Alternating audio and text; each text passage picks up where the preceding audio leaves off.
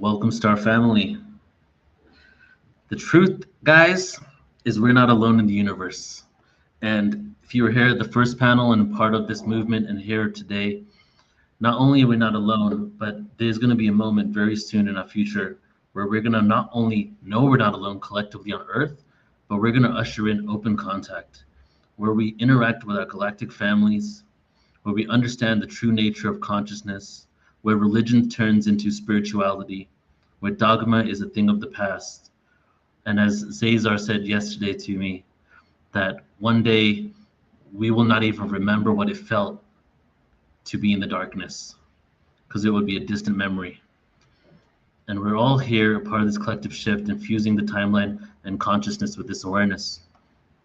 And today, after our first panel, Messages from the Stars, we move into our second one, understanding our role in the galactic community. Take a moment and look at these stars here, the Pleiadian star system.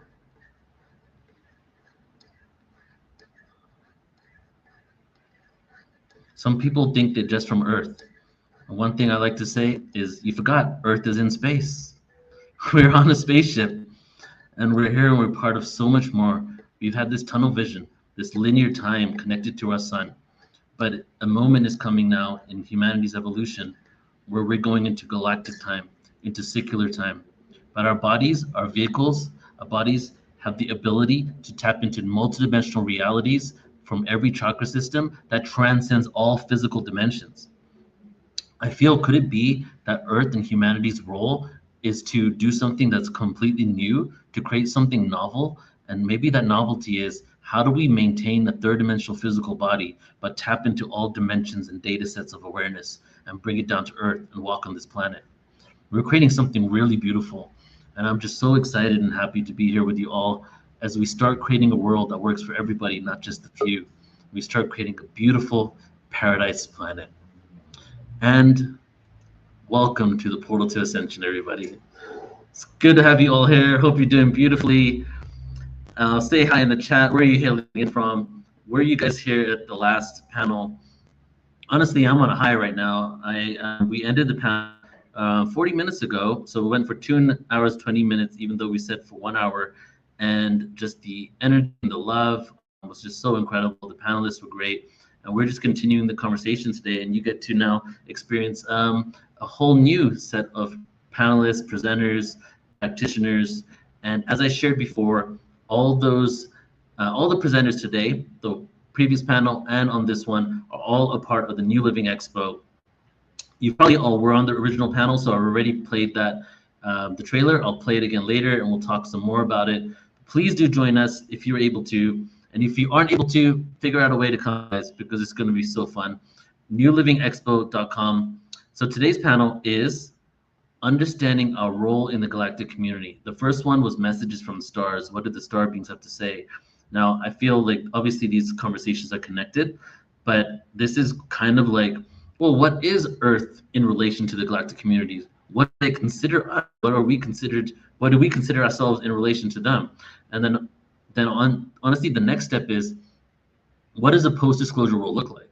Like, this world, as we know it, is changing so rapidly, but even the rapid change is not even as exponential as what it will be in a few years from now, right? I don't know if you guys have ever seen that technology curve that they show, like 1900s, like 1920, it starts going up, and basically it's tracking the evolution of our technology and our intellect, basically.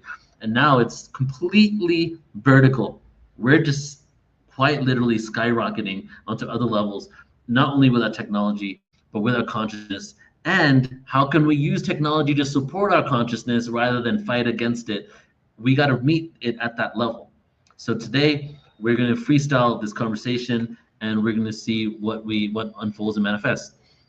So our MC, host, master of ceremonies today is none other than Miss Debbie Dashinger herself, who has become one of my closest friends. I love her so incredibly much. It's just, you know, when you have those friends that you feel you can say anything to and talk to all the time, call at any moment, laugh with and joke and be silly with. Debbie's definitely become that person for me. And then also we're just connected on many levels when it comes to what we're creating. It's been around 8 months since we've done something big together. The last one I think was the Yucatan cruise. But starting in 2026, we're starting a lot of major events as well. She's going to be at the Palladian conference that we're doing, the Arcturian conference, the Dragon conference. She's also going to be a part of Glastonbury and the Mystery School at Sea cruise that we're doing. And Debbie Dashinger herself, she is the host of Dare to Dream Radio. And it's an amazing podcast that we believe we're on live right now on her channel as well. And beyond just her podcasting and connecting with a range of amazing speakers, one of her biggest passions is channeling. I would say there's no other person on earth that has communicated and spoke to as many channelers and received messages from the stars. So not only is she good to like relay this information, but she's a curator of this type of awareness, right? And really good moderator. But beyond that, she's also been featured recently on Gaia TV a couple of times. She has a lot of shamanic awareness. She facilitates shamanic healing sessions. She's doing a shamanic training course that's available to the masses in January. And she presents on other topics such as the ant people out of the Hopi prophecy. So she's a presenter, a host, and an amazing friend. So everybody, join me in welcoming Debbie Dashinger. Oh, that was a beautiful intro, my friend. Thank you so much. You're very welcome. I can feel your excitement, and I understand your excitement because I love this information too. And I love learning from folks like this. And I'm so grateful we're all here. Hello, everybody, because we're all awake. And isn't that beautiful? Yeah. And we had another day to take another breath and sing our song and be on this planet and contribute. 100%. So the topic today is understanding a galactic community. Maybe we could start with, before we bring everyone on, what does that mean to you? Being part of the galactic community means everything to me, especially right now. And I feel that strongly that this is something we're building too. Things like the 3-Eye Atlas, it's no accident that it's happening right now on the precipice of our ascension, of major changes, that we're receiving codes from it, receiving codes from the sun, that we're being protected by the galactic community, who is more and more coming in and revealing themselves, more UFOs, more sightings, more people, going from things like plumbers and real estate agents to suddenly going, oh my God, I do light language, I channel. Oh my God, I know this is the truth. I mean, that's part of my story, because 7-8 years ago, I thought all of this was bunk. And I had a huge awakening around the ETs. And so I'm grateful for it. I'm grateful for this conversation. And I think everything we're doing and you're doing, these platforms, Neil, it is helping all of us to elevate, to bring our frequency up, so we are prepared for this inevitability of us joining the galactic community. Yeah, exactly. And as I shared like earlier, and I always share, with this kind of thing that we're doing is we're infusing the timeline with this consciousness. You know, I even did a multiple day event. I think it was like a 10-day event once, and they literally just called it infusing the timeline. Because this is what we're doing with awareness. The more that we expand onto it, the more we talk about it, the more we interact and we connect to it, we regain our memories, and we assist in the process of everybody collectively gaining their memories.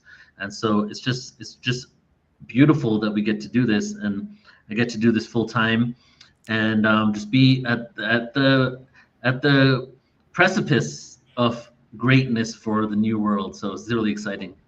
It is exciting. It's amazing. I sometimes wonder, what did our souls say when we all stood in line?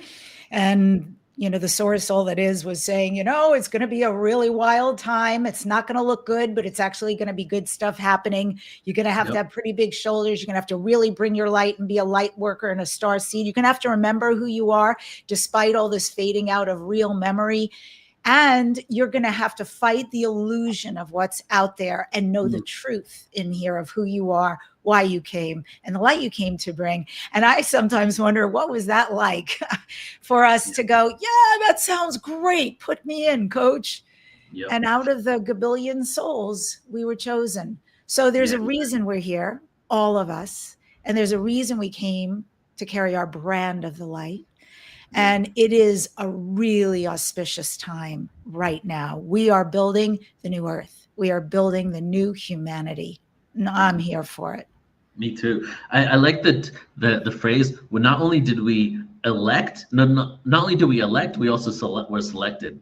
It's like there's a group of people who wanted to come, but then there was those that came. You know what I mean? So, and that's what we're here for. And it's we have a comment in the chat. Got to mention this, Debbie. You look so feline. Ah, thank you, Gur. I hear that a lot. And yes, well, you're right. I mean, thank you. Lioness. Because let's do that with each other today and recognize each other's galactic DNA and lineage. That's Yeah. really what it's about. I mean, clearly, I have very, very star Lyran in me, and I own that. I love that. I work with the lion beings a lot. Oh, they're so loving and protective and guiding of me. And the Elohim are probably my other really dominant, although I've had many galactic lifetimes, as Yeah. have all of you. So it will be interesting as we talk today to start to explore that and see, like you probably see Anil, some of the Orion, and you might see some of the Dragon, and somebody else you might see the Pleiades, Antarian, Praying Mantis, all of the beautiful places and spaces our souls have inhabited, the avians. So yeah, feel free to call that out or who you know yourself to be galactically. Good one. Let's have everybody who feels a connection to a star race go ahead and represent it in the chat. Let us know what your connections are.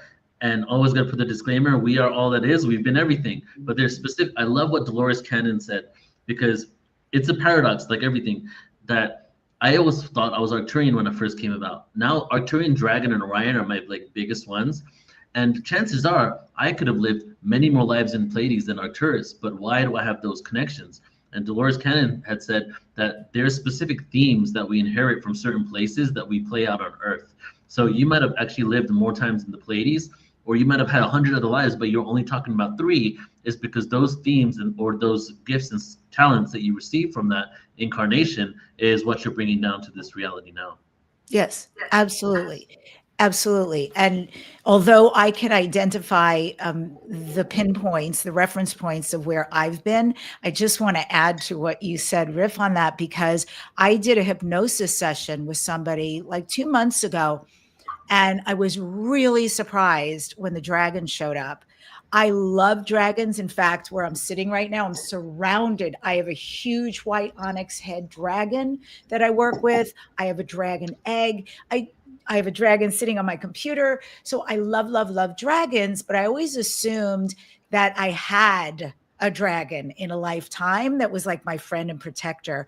And here I am in a hypnosis session, and I wake up and I am a dragon, and a huge, massive dragon. And it was incredible in this hypnosis session to explore that, to see what it's like to try to land on Earth, having all this girth. You know, there was so much weight to who I was. And the propensity, actually, I much preferred to be way up in the sky or on a mountaintop. The water was great because it was big. So I needed big open spaces, but I also loved being alone. And that's not necessarily true in this life. I'm very independent, but I love, love, love people and collaborating and all that. But in this life, I was very independent.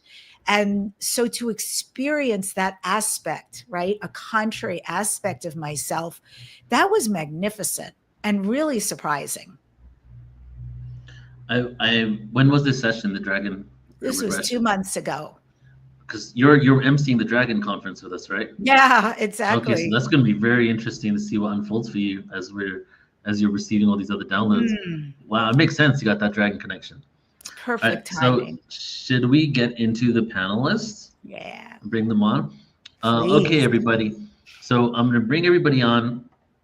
I'll say the names as they come on, and then Debbie, you can start off with the introduction. So today we have Shelly Reef. Oh, eating an apple. Why did I choose you first? It's too fast to see. You'll have to guess. That was way fast. We have Chris Noble in the house, Sasha Starseed, Geraldine Orozco, and Joan of Angels. Welcome, everybody. Beautiful. All right, so let's do some. Who do you want to start with? Go ahead, Debbie. You choose.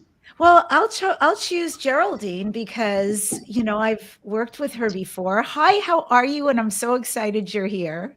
Hi, thank you so much for having me, Neil and Debbie. It's an honor to be here as always, and for everybody that's here. Yeah. To have you as part of this as well, because I have a sense of where the conversation's going to go. So it really excites me, the pieces that you bring, Geraldine, as a professional, as a personal. So Geraldine is a massive experiencer. Uh, I feel like we need to find a new word for this because I don't always like the word abductee, and you might have one that you can share with us. But to be succinct, she certainly has been abducted. She's had, I believe it's 17 hybrid children out there, a high level of engagement. And because of her experiences, you can imagine going through that and the confusion and what that might bring up, the triggers. But it's the brilliance, I think, of what's offered to us as humans. This could become a mess for us, or we could take it on as a journey. And that's certainly what Geraldine did. It became her journey. And in trying to find out about herself and her experiences, oops, we should mute Joan. Thanks. Then Geraldine took this into profession. And it's so gorgeous because on so many levels, she helps people to navigate this space. People who feel they've been abducted, people who have experiences here. And she has so many beautiful healing modalities, so many offerings. And I will just finally say she's interviewed a lot. She's been on some huge outlets, and it makes my heart really happy that the mainstream, slow as they have been, are starting to recognize people like her and the truth she brings. Thank you so much, Debbie. That's so beautiful. What a beautiful introduction. It's an honor to be here. Yeah. It's great to have you, Geraldine. Thank And you. then let's move over to Chris Noble. Chris Noble, one of my really good friends. We just lived down here in Colombia together for 3 months. It's like, it's like he's the type of person that you think, where do you even begin? Because he's such a multifaceted individual. But then the origin story of our friendship was about 3.5 years ago in Playa del Carmen, when somebody invited him over because he knew how to synthesize and create music. And within 4 or 5 days of knowing each other, we performed a hip hop concert together. And the first day he was there, we were freestyle rapping, and he was playing music, and we were just figuring out how we were going to do the show. We had a great connection of ancient history, and then he started realizing that a lot of the people that he's into and researches even went to Egypt with Robert Schoch, that of course we have on Portal to Ascension. So our friendship continued to grow, but not until maybe, it feels like we've been traveling together for like 20 years, really, but not until about 2 years ago did we start doing events. And he was a videographer and live streamer for a lot of Portal to Ascension productions. But Chris is beyond the ancient history, has the podcast called Ancient Mysteries Unearthed, a researcher. He's taken a group of people to Egypt in September this coming year. I'll be there as well. Portal to Ascension will be representing. But Chris is an epic musician, composer. Chris is literally music. And when he plays the piano and the guitar, it's just like you shift into a whole other dimension. So beyond being into ancient history, the star beings, and being a curator of awareness with all the people he spoke with, he puts his codes in his music. And I'm really fortunate to say that him and I just finished a 10-track album together here in Colombia, which we'll be releasing in January. That will be the anthem for 2026, I feel. So thanks for being here, brother. Thank you so much, my brother, and everyone else, Debbie, and the whole crew here. It's really an honor to be a part of this talk today. So thank you for having me. And I'll just quickly say that I think, music might be one of the universal languages of this whole universe. And so the ETs, we'll all be jamming out soon. I'm very excited for this.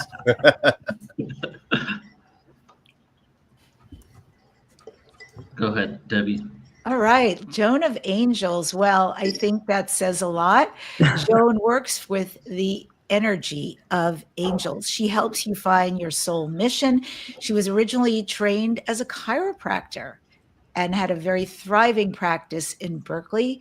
And today she's an oracle of ancient wisdom, a spiritual advisor, and an amazing visionary artist. Joan of Angels, welcome. I am so happy to be here, Debbie.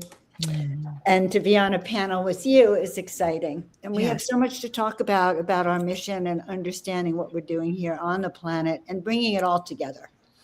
I think connecting our 3D and 5D selves to really merge to the higher dimension. So thank you. Pleasure. And we have Shelley Reef. And Shelley and we connected about 3 years ago now, 3 to 4 years ago at the San Diego conference, Portal to Ascension San Diego, that has now been liquidated because it has merged into the New Living Expo for like a bigger production. But Alan Seinfeld said, hey, I have this amazing person standing right by me at this expo. Can you speak to her and have her at your event? I spoke to Shelley and immediately said, yes, let's bring you on. Because at that point, I just knew she was a sound practitioner. But when she came to the event, her addition and contribution, her frequency, soul, and her general vibe was just so powerful and potent. So much beauty emanated from her. The most memorable moments were when Shelley was playing the harp, and we just spoke about this right beforehand, how she was playing the harp on people's bodies. And harp, honestly, harp and the gong are my two favorite instruments, and just the harp is just that reminds you of the angelic realm. It's like when you listen to that sound, you're like, oh, everything's okay in the universe, and that's like, not only did the harp, when you're playing that, bring that sound, but you bring that sound, you bring that frequency. You're like a walking, talking harp. I mean that in a beautiful way. And so Shelley Reef is a master sound healer with students in over 20 countries. She's a third generation extraterrestrial experiencer and has taught telepathy and light body integration for over 15 years. And she's doing a lot of that right now, teaching telepathy. She has over 30,000 hours of meditation logged in her lifetime. Shelley wields gifted insights in the realms of interdimensional intelligence, timelines, and benevolent off-planet contact. So good to have you here, Shelley. Thank you so much, Neil. It's a pleasure to be here. And the last time I saw you was in a cave outside of Sedona. Yeah, it's great to be here, and I can't wait to dive into the conversation. Oh, and I just wanted to reflect, Chris said the magic words, universal language, sound as the universal language. And so much has unfolded this year as exactly that, interweaving through the Bledsoe family and kind of common experiences that we're having with sound. So it's a great time to have these conversations. Thanks, Neil. Exactly. I'm really actually happy that we have two people that are huge sound practitioners here, because we're all frequency. We are sound walking in physical form. We're frequency lower density that we became solid, basically, So there's going to be a great component to add. So I'll introduce Sasha, since I know Sasha. So Sasha Starseed, I love these panels for today, because it was like 25% planned and the other 75% happened like 5 minutes before we started. And I called Sasha 10 minutes before. I'm like, do you want to jump on? Are you free in 10 minutes to jump on StreamYard? She's like, why? And so Sasha has become a good friend. We met in Sedona only in March. Oh my God. But we have already stayed together in Peru, and we have built such a huge friendship where we confide in each other and assist each other, not only as friends, but also business-wise when it comes to the consciousness that we're both here to do. And Sasha, of course, we have 3 sound practitioners here today.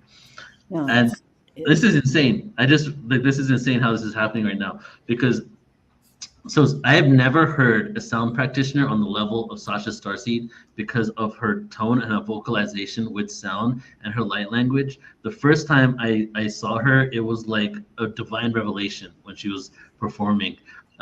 So she plays sound bowls and she plays other tools, but she's more than that. She's an alchemist with it, and her voice and her light language that goes in it is on the level of some professional singing music. So that is one thing that she does. She also is coming out with an album very soon. She's in the process of finalizing her first album, which is going to be incredible, and I know it's going to really do very well in the world.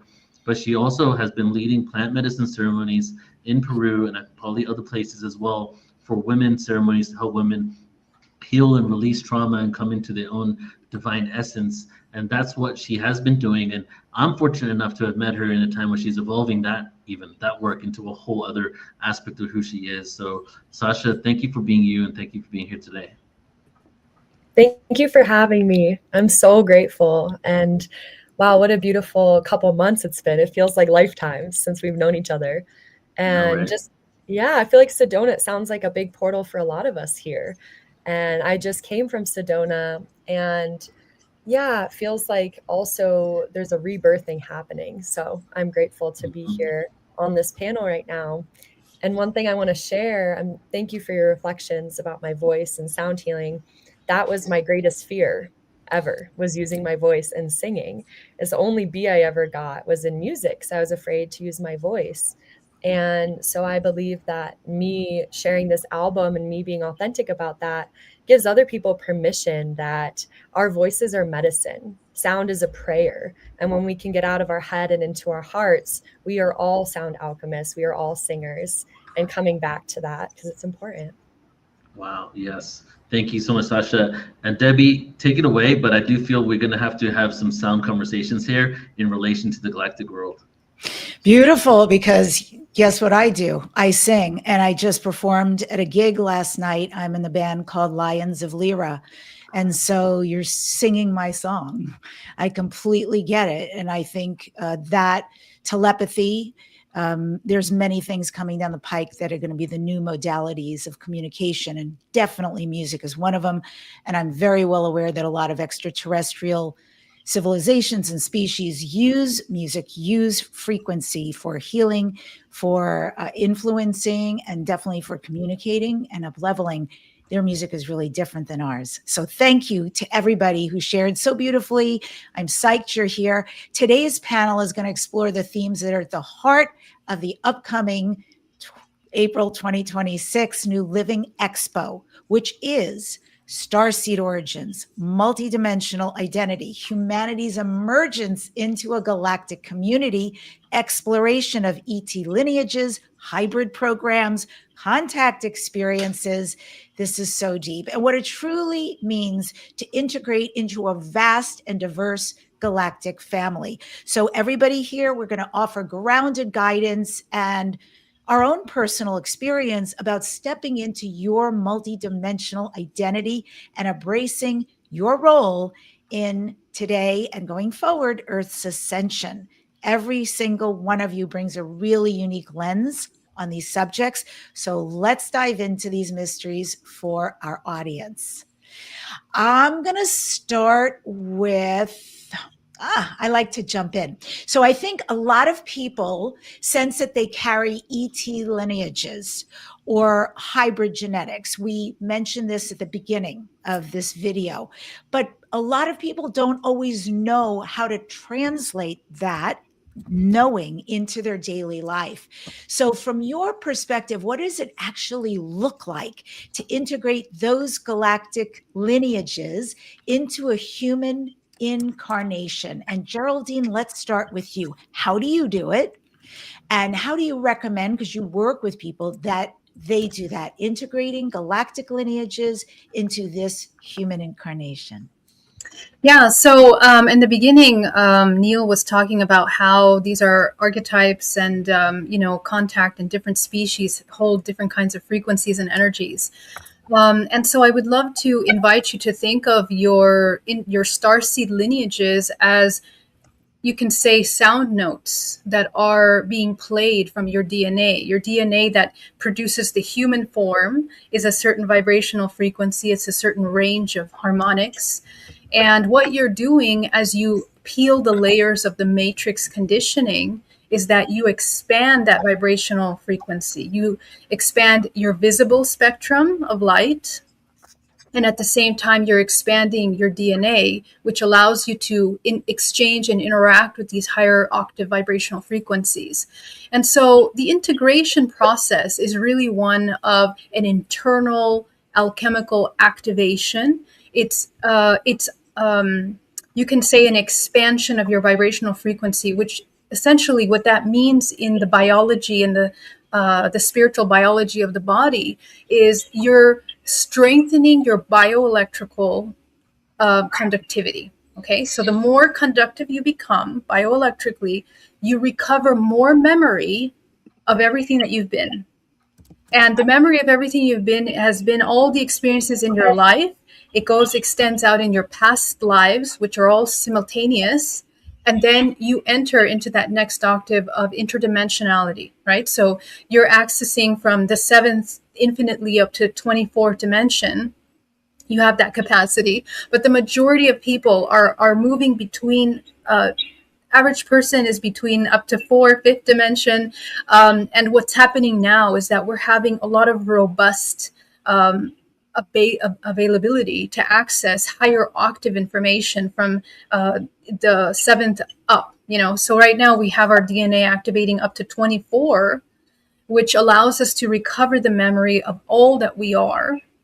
And so the integration would be to accept that aspect of your memory, because that's usually the hardest part. When you have these experiences, there's a disassociation, there's a fear, there's an idea about abduction, which is actually not a term I ever use in my lingo.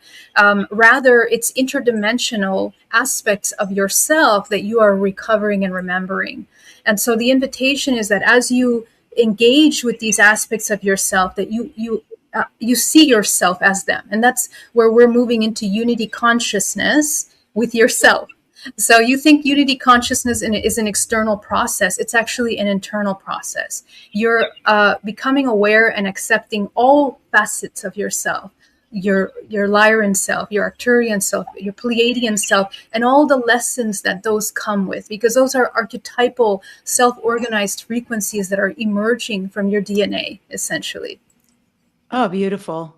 Absolutely beautiful. And that's a lot to think about, bioelectrical self, and remembering that it's an inside job, not necessarily something we're waiting for on the outside. And I really love that you reframe this idea, and that you don't even use the A word, but that you understand it's actually a reintegration, a remembrance of who we really are on a multidimensional scale. And Chris, what about you? Where do you see carrying ET lineages and hybrid genetics and connecting them, weaving them, healing them into this human incarnation?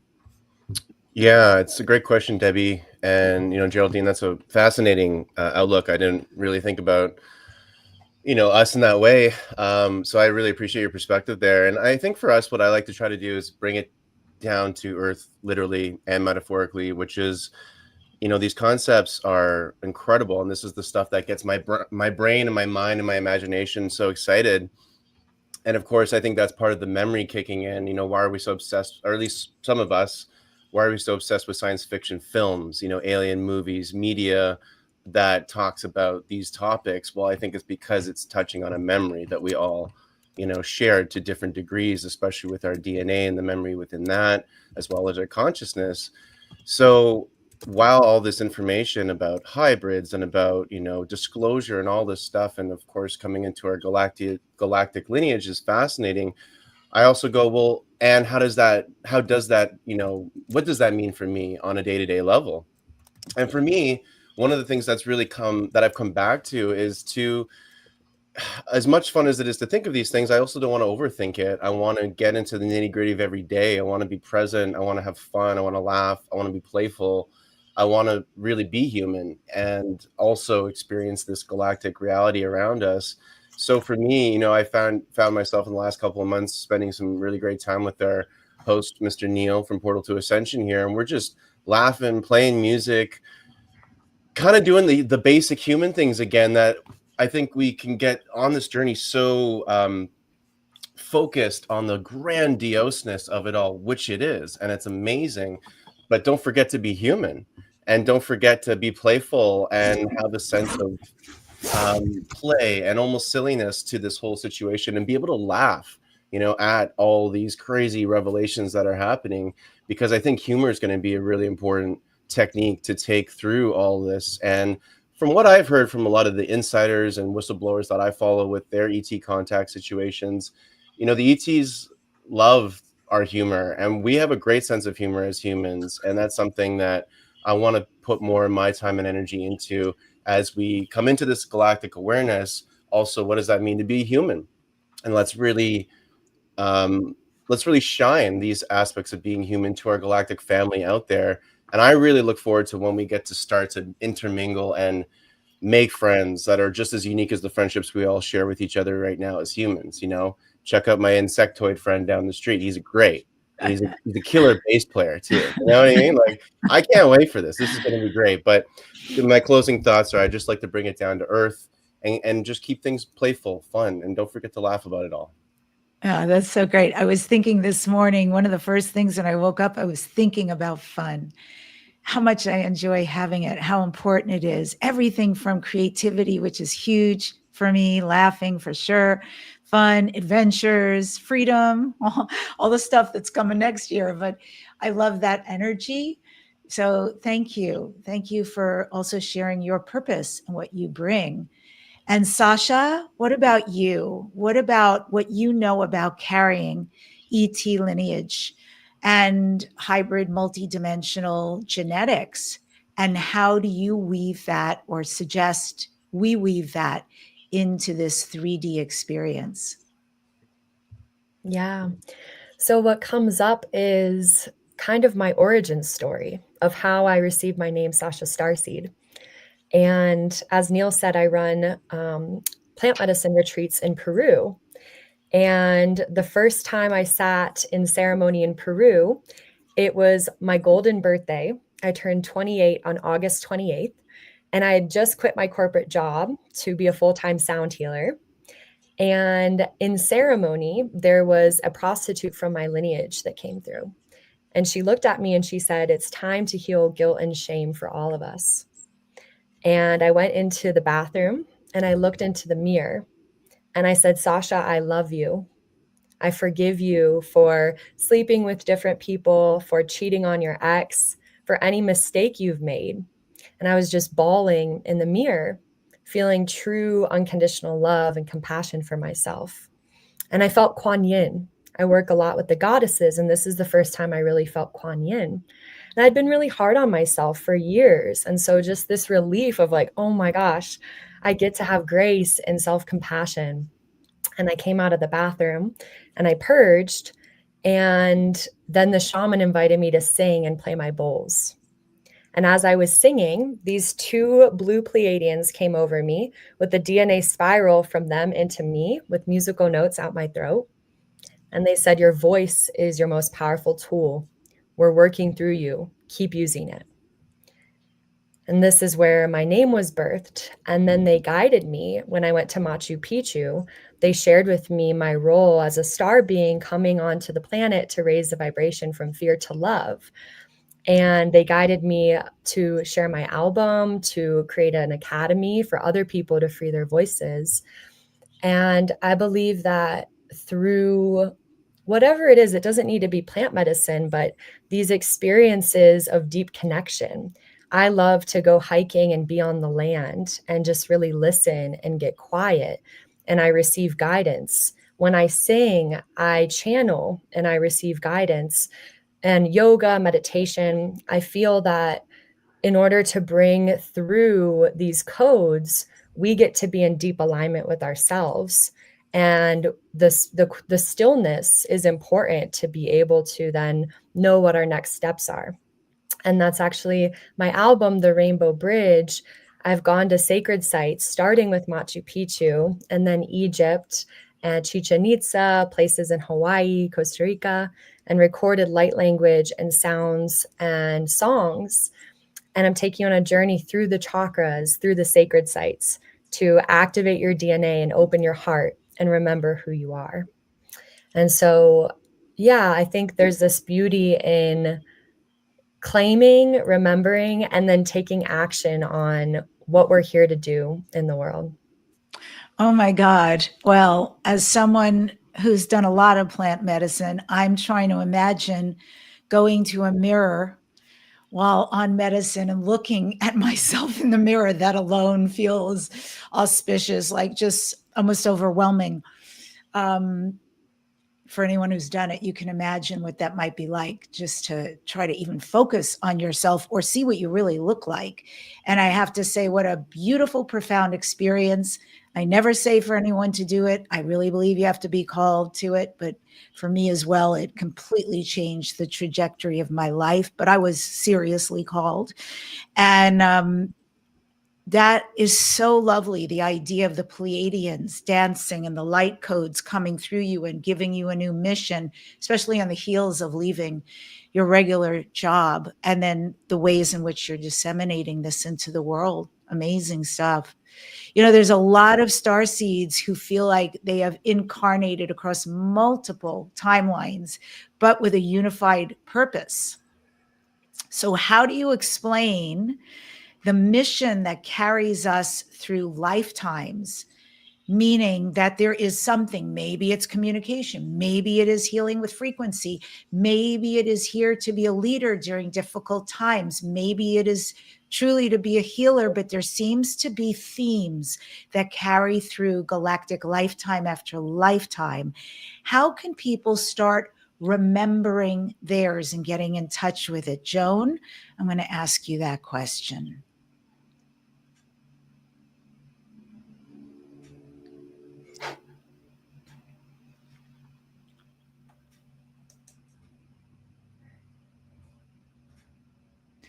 Okay.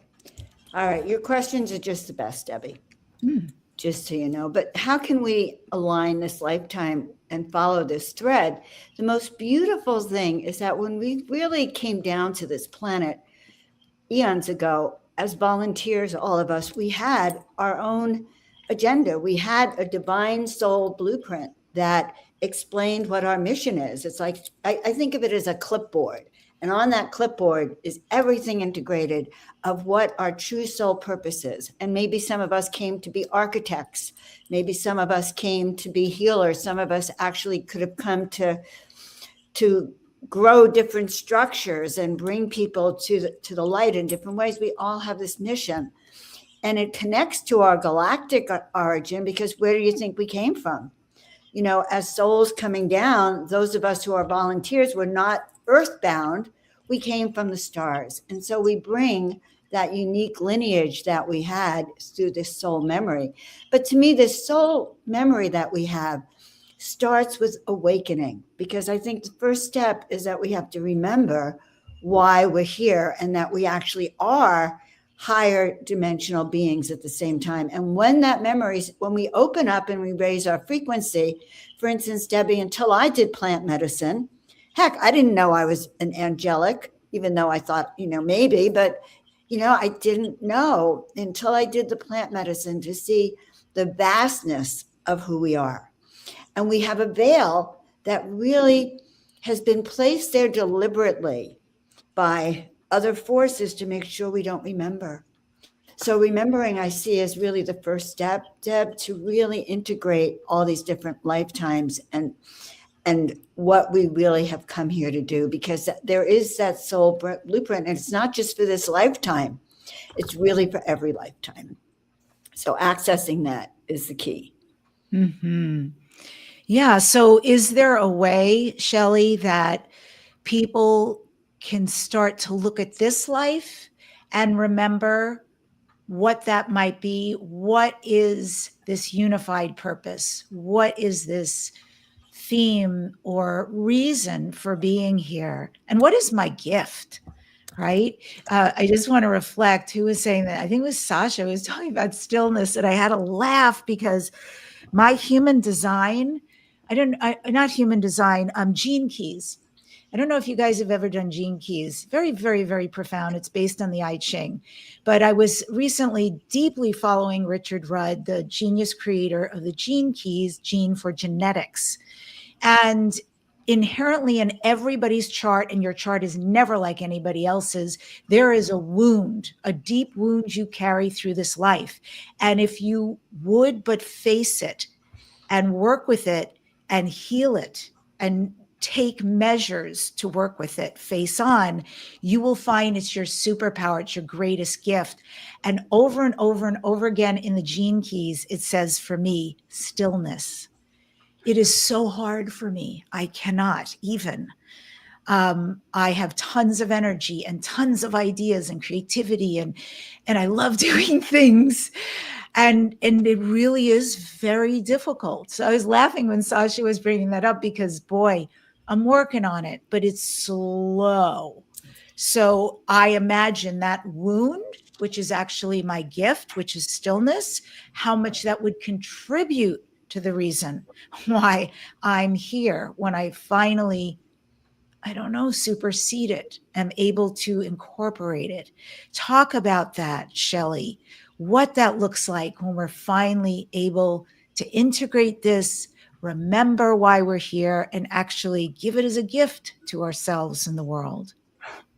You do ask the best questions. Thank you. This is my favorite topic because this is about the listeners. This is about the people who are wanting to be there.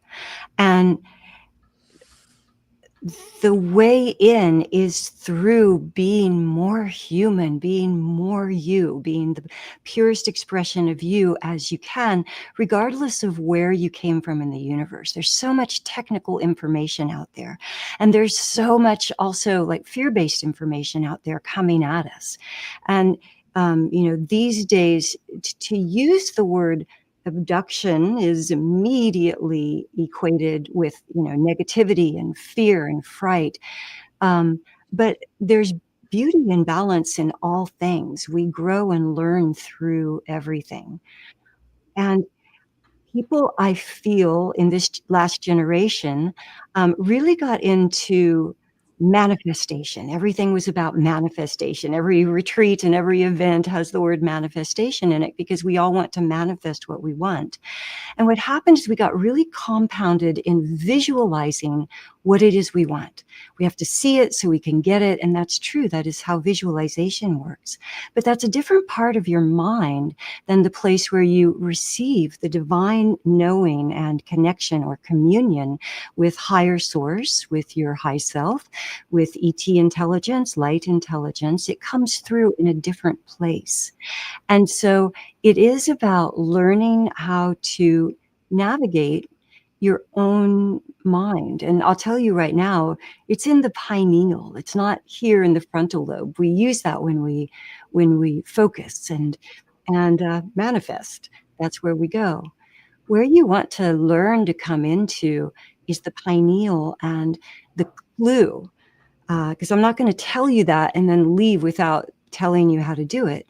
The clue is to find the place in your mind where you're not concerned, there's no concern or awareness of time, of your environment, or your physical body.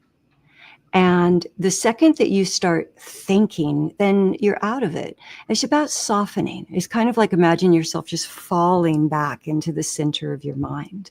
And there's wonderful meditations you can do. And I'll just follow that up with this inspiration. We are becoming as a whole so much more privy to this place in the mind and the heart. And when you get there, you'll be shown where you are from, what your lineage is, who you truly are. But that's your human birthright. That's not your off-planet birthright. You don't have to be that to know this. First, you have to be a little more human to get there.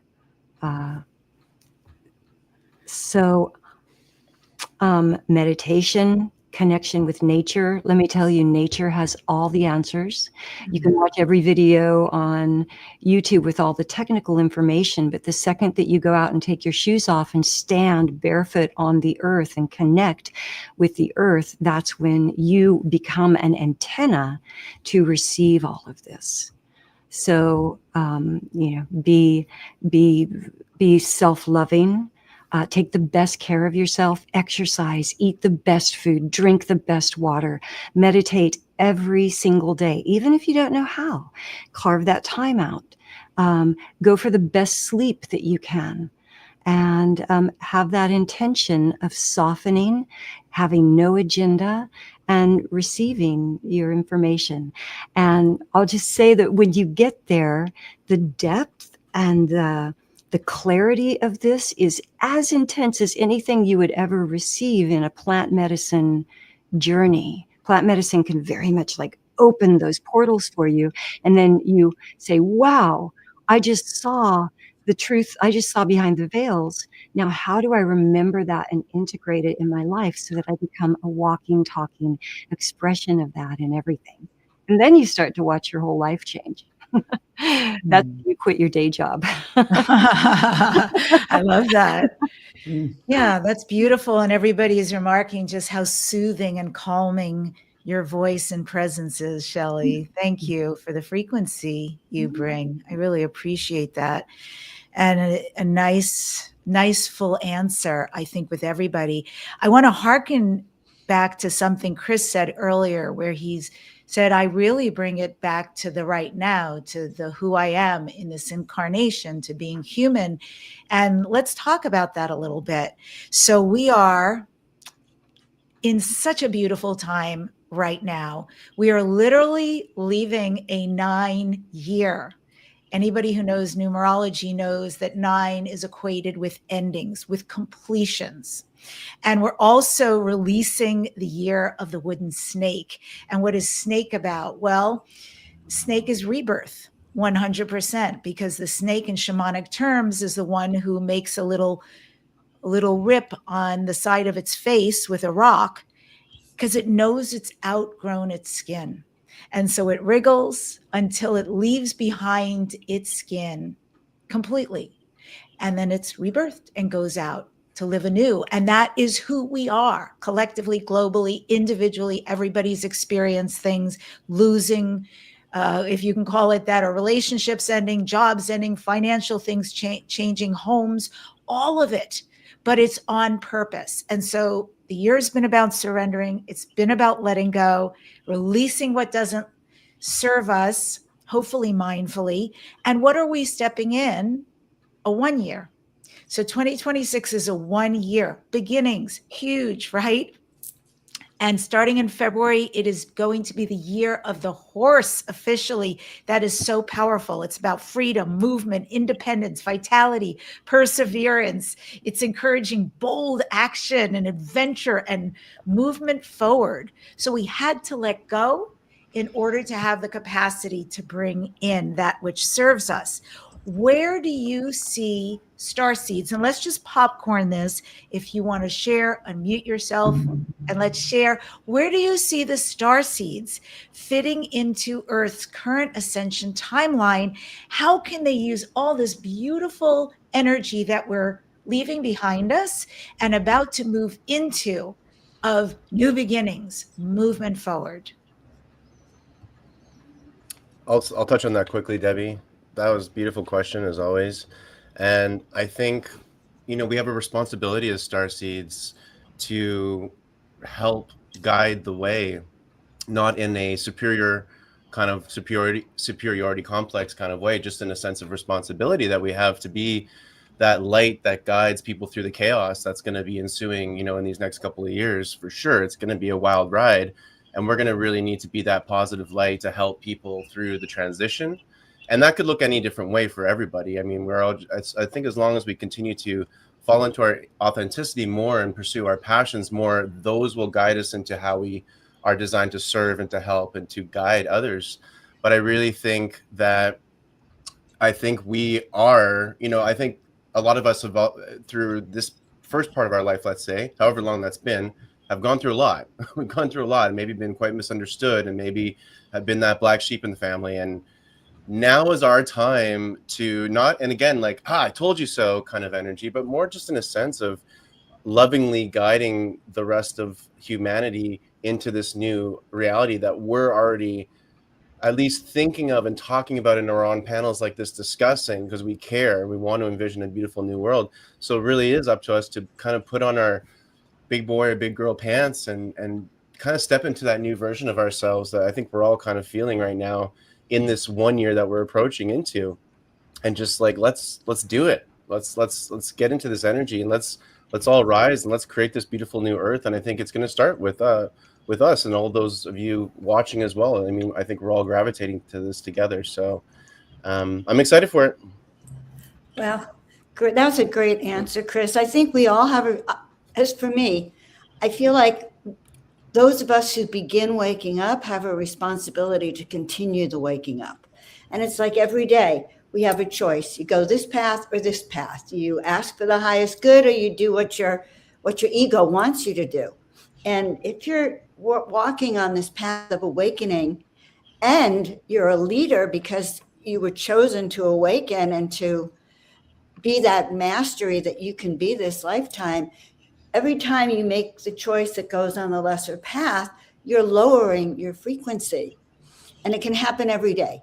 And so part of our challenge, I think, is to really always waking up and asking to be shown the way today. Like, it's your will, not mine. And to show me the highest path that I can walk on, because I know that my mission is waking up others and helping them remember. And, I used to teach a lot about miracles. Every time you step in the miraculous, you create an energy wave. And that energy wave attracts and uplifts others around you. So I see all of us here on the panel, and I know many of you out there listening, we are here as leaders because we chose to do that. And that's a huge responsibility, because if you don't, and I remember lifetimes that I didn't, and I ended up on the streets of India as a ragged old lady with a tin can, running after people with my tarot card. Don't you remember? And don't you remember who I am?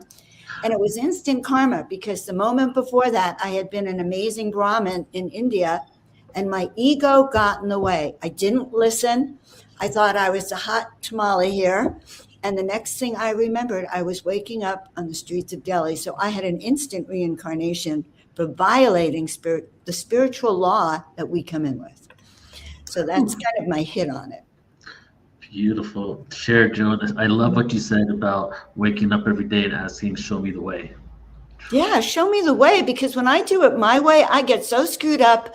I sabotage myself. I go backwards. Okay, Debbie, you talk about a 9-year and a 1 year. Well, I was in a 9-year last year from March to again March, and then suddenly the whole planet, when I'm in a 1 year, the whole planet's in a 9-year.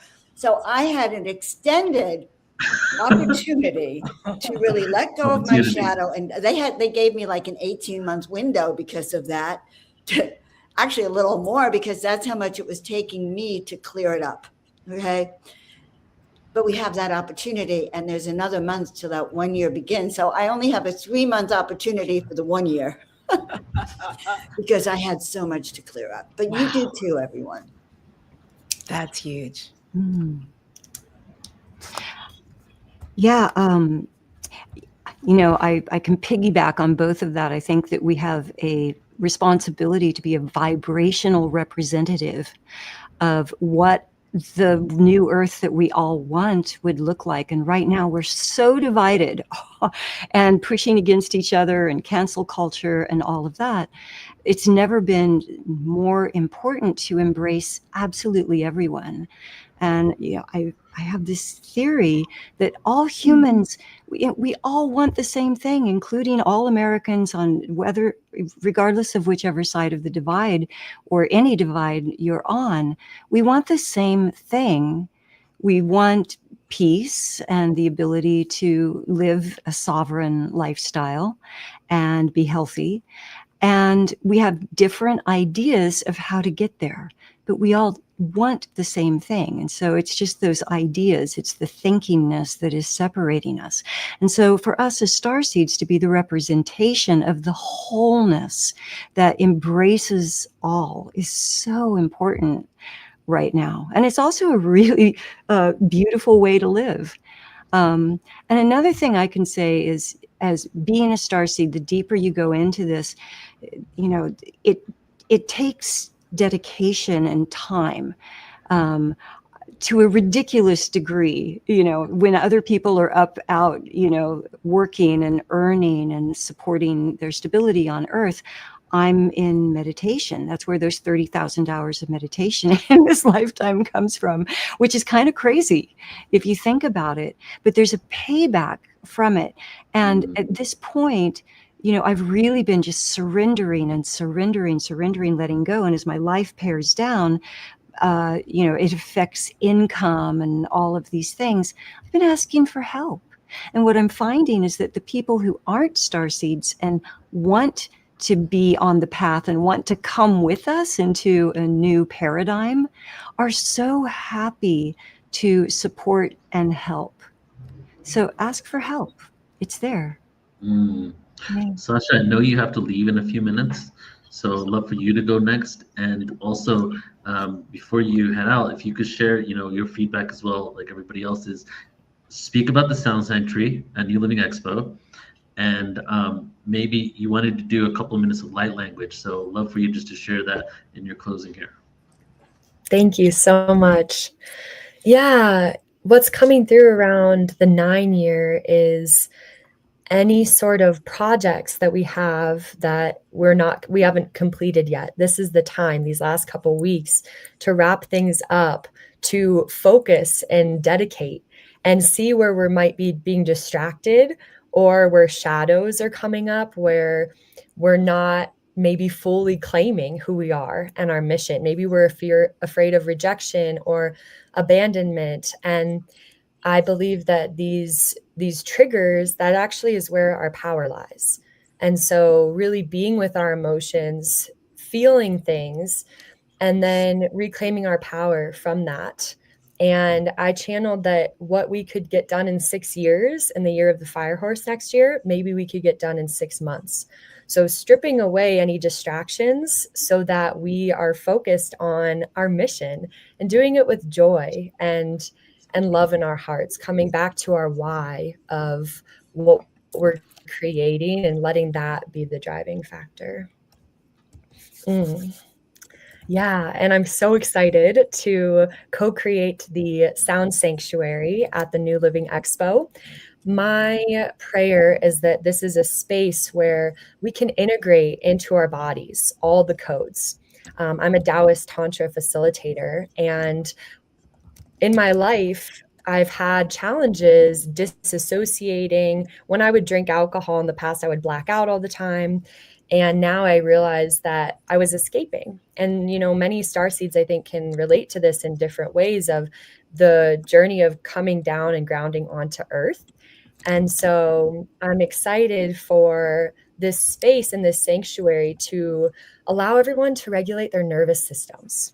We're going to have times of silence where we just get to be. You can come lay down, cuddle, and then we'll have practitioners, including myself, doing sound healings. And so this will give you a moment to just drop down into your breath, into your body. We're talking a lot about receiving and softening. So this is a space to do that and to integrate. We're also going to have breath work. So to me, that's a really powerful practice to reconnect with our bodies. And then we're going to have some yoga people outside as well. So come check it out. I'm really excited to bring this magic. And I believe that it's going to support all of us to leave even more integrated from this experience. Okay, I'm going to invite everyone to just close their eyes. Maybe placing a hand on your heart, one on your belly. Let's take 3 deep breaths into your low belly.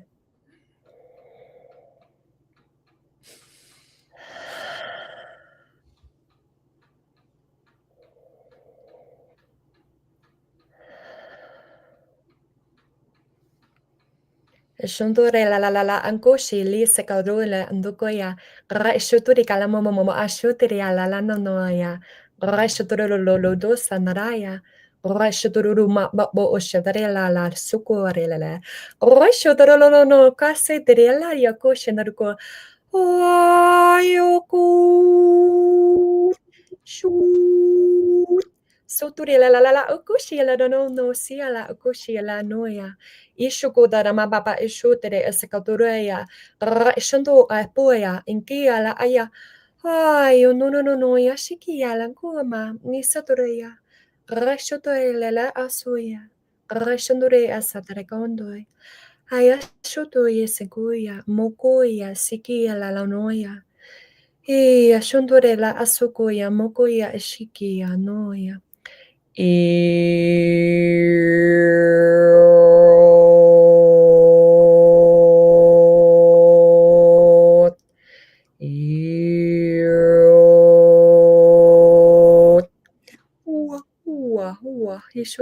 sonkoya. Ora ishotoya mapoya. Yeshontoya sikia.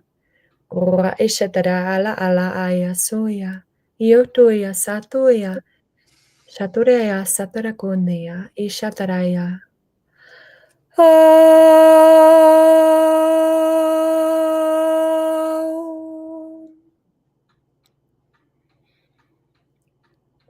It's your time to shine, to share your gifts, to be who you are.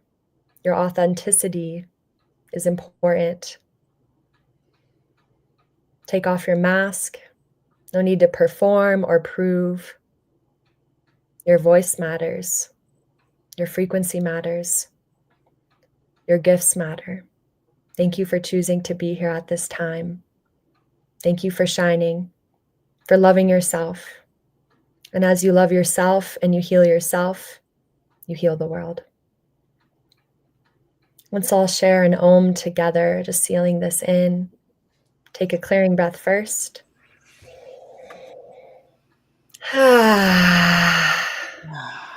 Inhale for Om.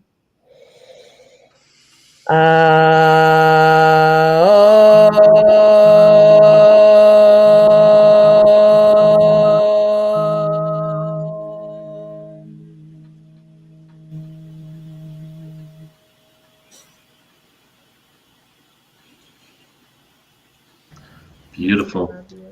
Thank you, Sasha. Thank you, Sasha. Amazing. That was really needed also, like energetically right now. That was perfect. Really perfect. And I don't can't know wait if to see you at New Living Expo I know. and everything you're going to bring. I just want to let folks know who are watching. So everybody here is a part of this magnificent creation in April 2026 called the New Living Expo. There'll probably be at least 3,000 people walking through those doors, and there's vendors and speakers and experiences. And because it's Neil, it's going to be music and very hip, very now, very exciting, beautiful energy. Plus, I always think it's important to remember you get to meet your community. I think a lot of us on this journey want to be with our people. So the conversation is easy. So we don't feel like a black sheep at a job, in our families, with our friends, that we know there's people who understand, who are also woke. And I have 3 last questions for the panel. Can I jump in and share some things first, Debbie? Of course. Or do you want to do that? Oh, did I lose you? I just wanted to say some stuff based on what was said before and just like tie some things together.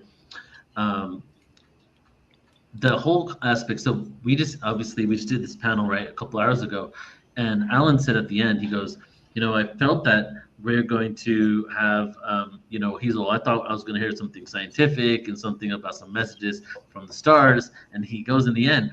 So what I really found out from this whole thing is that the message is to be human.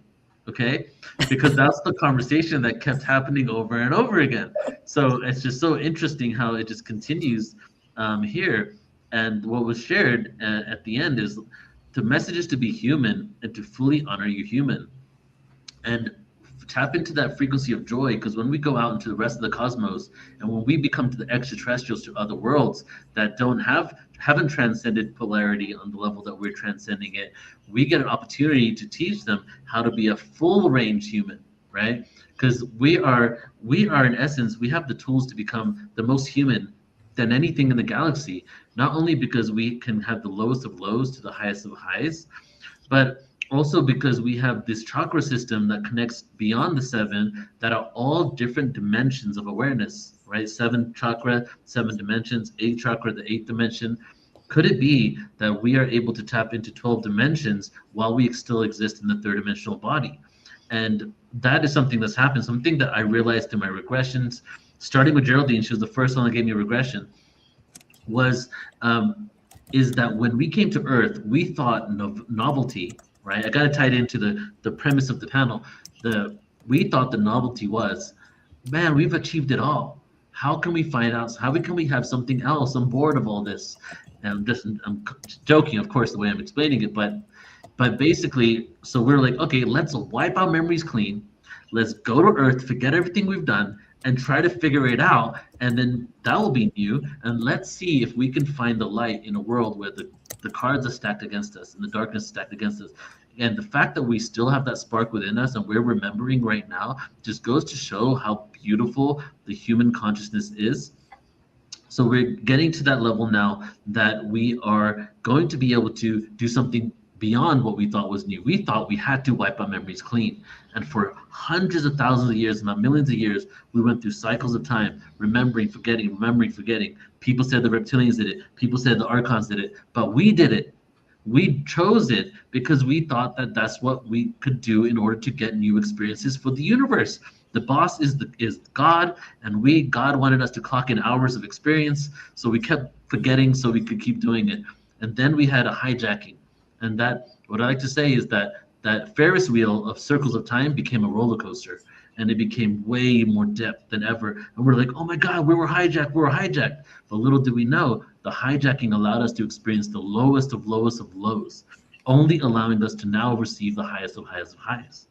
And so even that hijacking was perfectly in alignment. So now getting to the full circle here, so the novelty, we didn't realize that there was another level of novelty.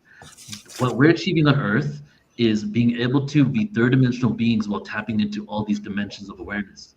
If you consider every dimension a hard drive, you know, like one of those Russian things where you put one thing into one thing, right? And say that like you have a hard drive that's kind of the same thing, and like every dimension is like the bigger hard drive that has more information in it. We're tapping into that data set of awareness, so we're able to know what God really is. Like fifth dimensional awareness, sixth dimensional awareness, we get more and more insight. But the more we elevate in consciousness, the more in dimensions we increase in, the more we really know what God really is. And so right now we feel like we know, but it's just the beginning phases of us starting to question.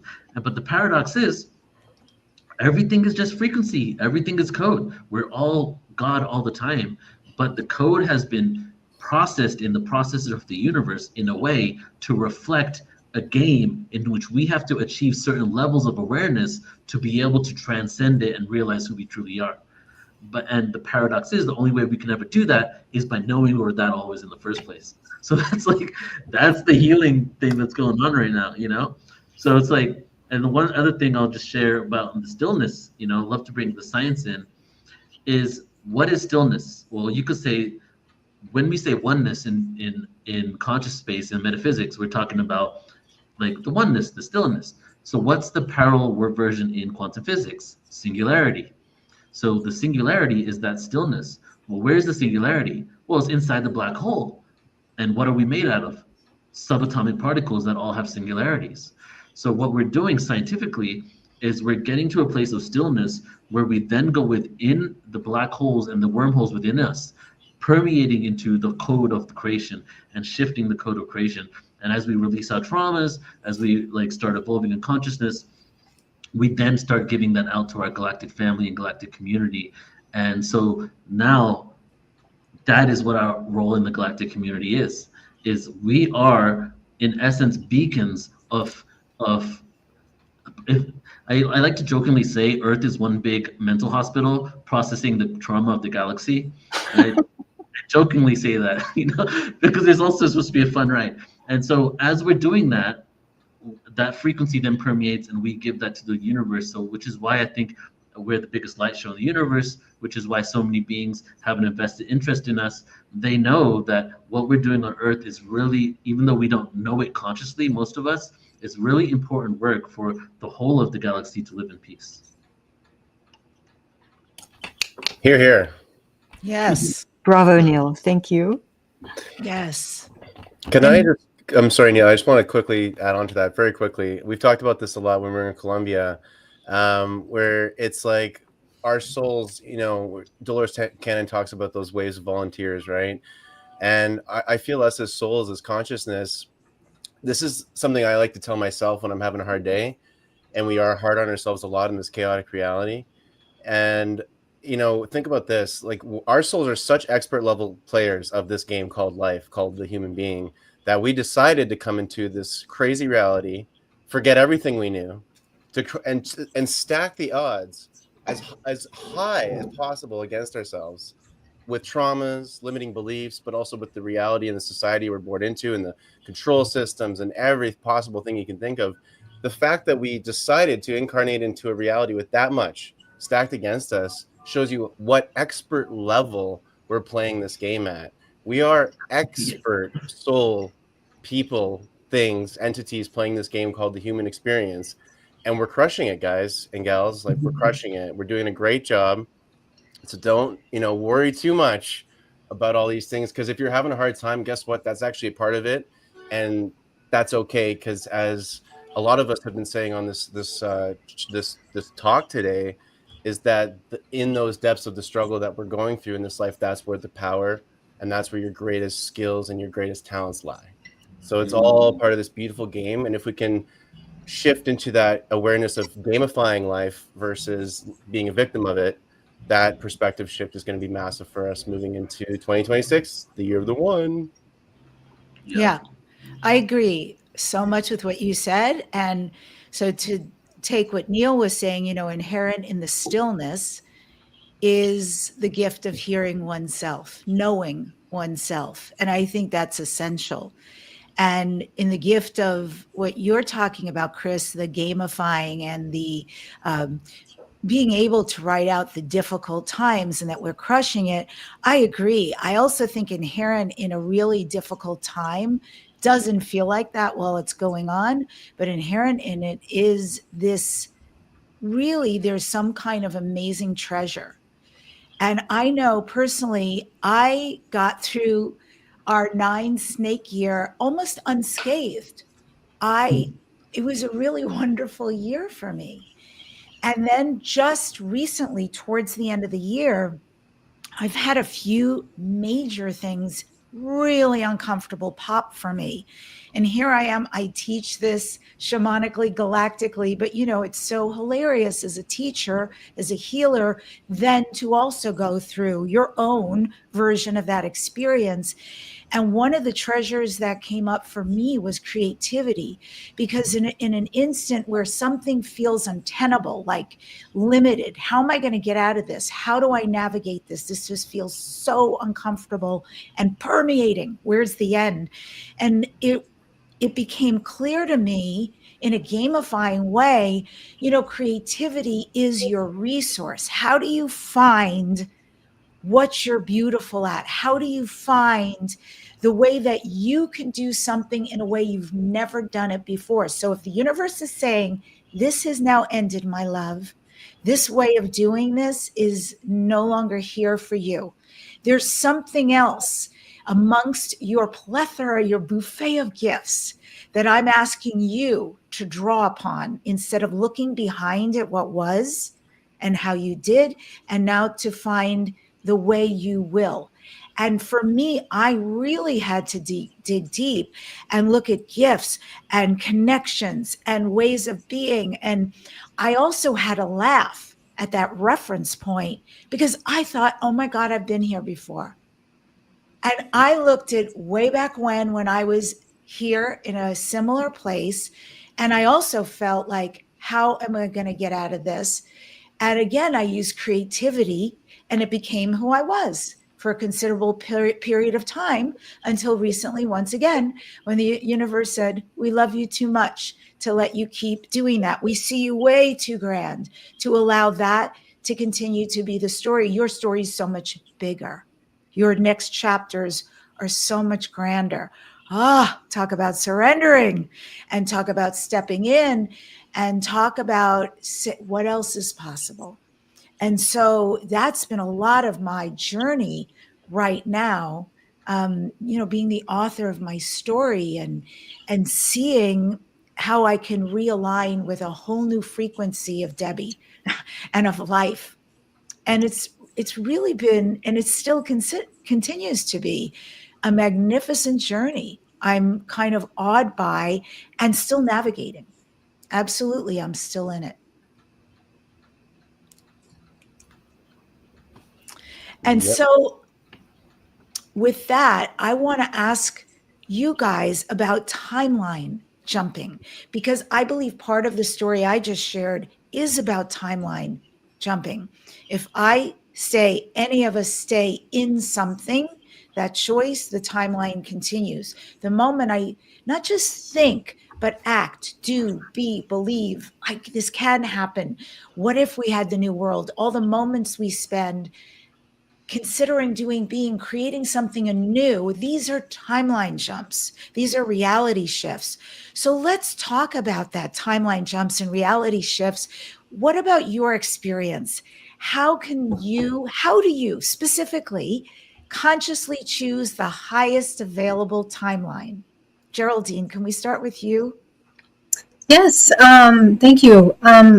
Yeah, so one of the key things that are happening as we enter into this year one is that there's going to be an acceleration of personal destiny. So in terms of the kind of lives and life paths that we choose are going to be quite specific, and it's going to be a result of rapid spiritual realization, very, very rapid spiritual realization. And anything that is not in alignment, it's going to collapse very quickly, just drop without hesitation, without resistance of any kind. Well, you might resist, but the fall is going to be very quick and very clear. And anything that is authentic is essentially accelerating dramatically. But that being said, what we're coming into, that is just a very core foundational preparation for what's going to come after that, which is we are being asked, and this is something that I received very late last year, as a result of communication with a lot of these higher dimensional beings, civilizations, very advanced civilization models, that we are needing to anchor and embody a high level civilization on our planet. And we're teaching ourselves, we're growing, we're a very young human race. So we're maturing into the embodiment of this kind of coming into harmonic order and building a society based on harmonic order, building a society that's based on natural law and the laws of the universe. And so how do we know what is truly in alignment is that we always are making things in alignment with the highest order, with that natural order. And those laws of the universe, they're foundational laws of creation. And this is essentially the core. If our core foundation is unity consciousness, we become unified within ourselves and with all parts of ourselves first, right? Because you can't claim to be unified with things if you're separate within yourself. If you have splits within your ideas and concepts and you're still fighting with your own aspects of yourself, even your ego, your fears, whatever it is, those are aspects that must be repaired. And this next year will kind of gently force us to do that, because literally that output is a vibrational emanation. It's a restructuring of your body in the biogeometry of how you're vibrating, how you're moving. It literally will align into that next octave. So timelines and the selection of timelines are very much aligning your intention with integrity, and that your actions are completely in integrity with those laws, those higher laws. That is unity consciousness, to be able to recognize the laws of the universe as your core foundational ethical resource of information and where you pull from. And then that application is what will change yourself. It'll change the world, and it changes perceptions very quickly into the activation of higher bands of understanding, intuition, the activation of our higher capacities. So all of that is available to us, but it's recognizing the laws of the universe in everything, in yourself, in your interactions, in the way you handle money, in the way that you handle relationships, in the way that you create. This is really how we are learning now as a new civilization to create timelines that are holistic. So we don't damage anyone or we don't cause harm to anything. everything is in harmony, and we share that harmonic co-creation with responsibility, basically. So this is kind of what I'm kind of tuning into. I love that. And I love that you add that piece of integrity and alignment to it.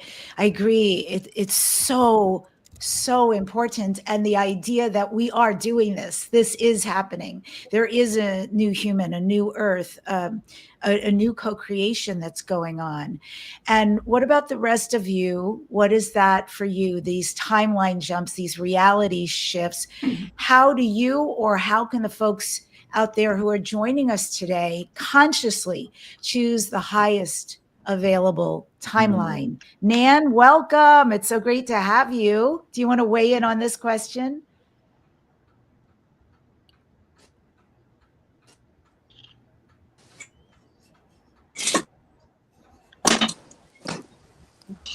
In ceremonies and left their paintings on the ceilings and everything with shaman all day. So I think timeline shifting is not a new thing. You know, I think that we've all been doing it for a long time. And the Maya believed that everything is a spiral, time is a spiral. And when you start to realize you can go backward, you can go forwards, you can step to the left, to the right. Even when one of the most fascinating things about the ancient Maya is that they lived knowing they were divine and human from birth. And they also knew that they had parallel selves that walked alongside them.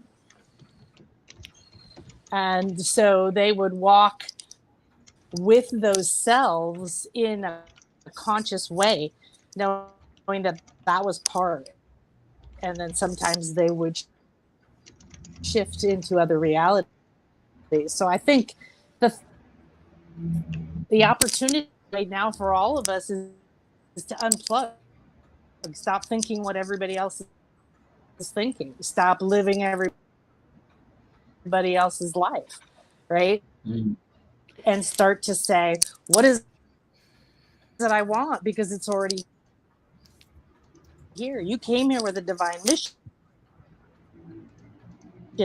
And we were seriously told, if you live your mission, we'll take care of everything else. You can living. A dream isn't just like so. And you can.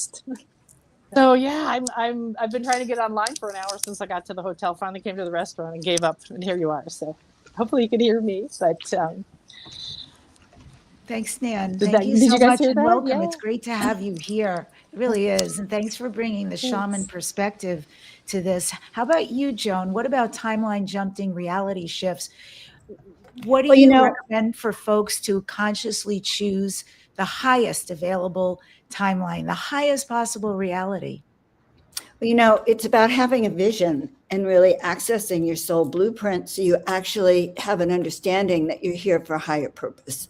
There's two choices. As I said, I think before, when we wake up in the morning, we start our day, we can go to the left or the right. And depending on whether or not we're aligning with our higher self or the visions we have or who we know ourselves to be, or we're on the other side. So when I was a chiropractor, when I was really actively practicing, man, I had all sorts of things for my patients to do, but I didn't do those things myself. All right. And that is right there. There's an inauthenticity because I was teaching them the right way to do it and I wasn't doing it. Sorry to confess that. But that brought my frequency down. So there really is a lot to be said about aligning with the vision, the highest vision you have for yourself and the soul purpose you have. You know, it takes a lot of work to keep raising our vibration, and it takes, 3 bad thoughts to knock you back down again. So being aware of our thoughts, being aware of who we're hanging out with, affecting our vibrational resonance, and what our soul signal is. I've been learning this year, it's really about being in resonance with the people, places, and things around me. Not buying something because it's cheap, the cheaper version of it, but buying the best version of it for myself, doing the highest frequency in everything that I do for myself. So I went to the farmer's market yesterday. First time I bought eggs at the farmer's market.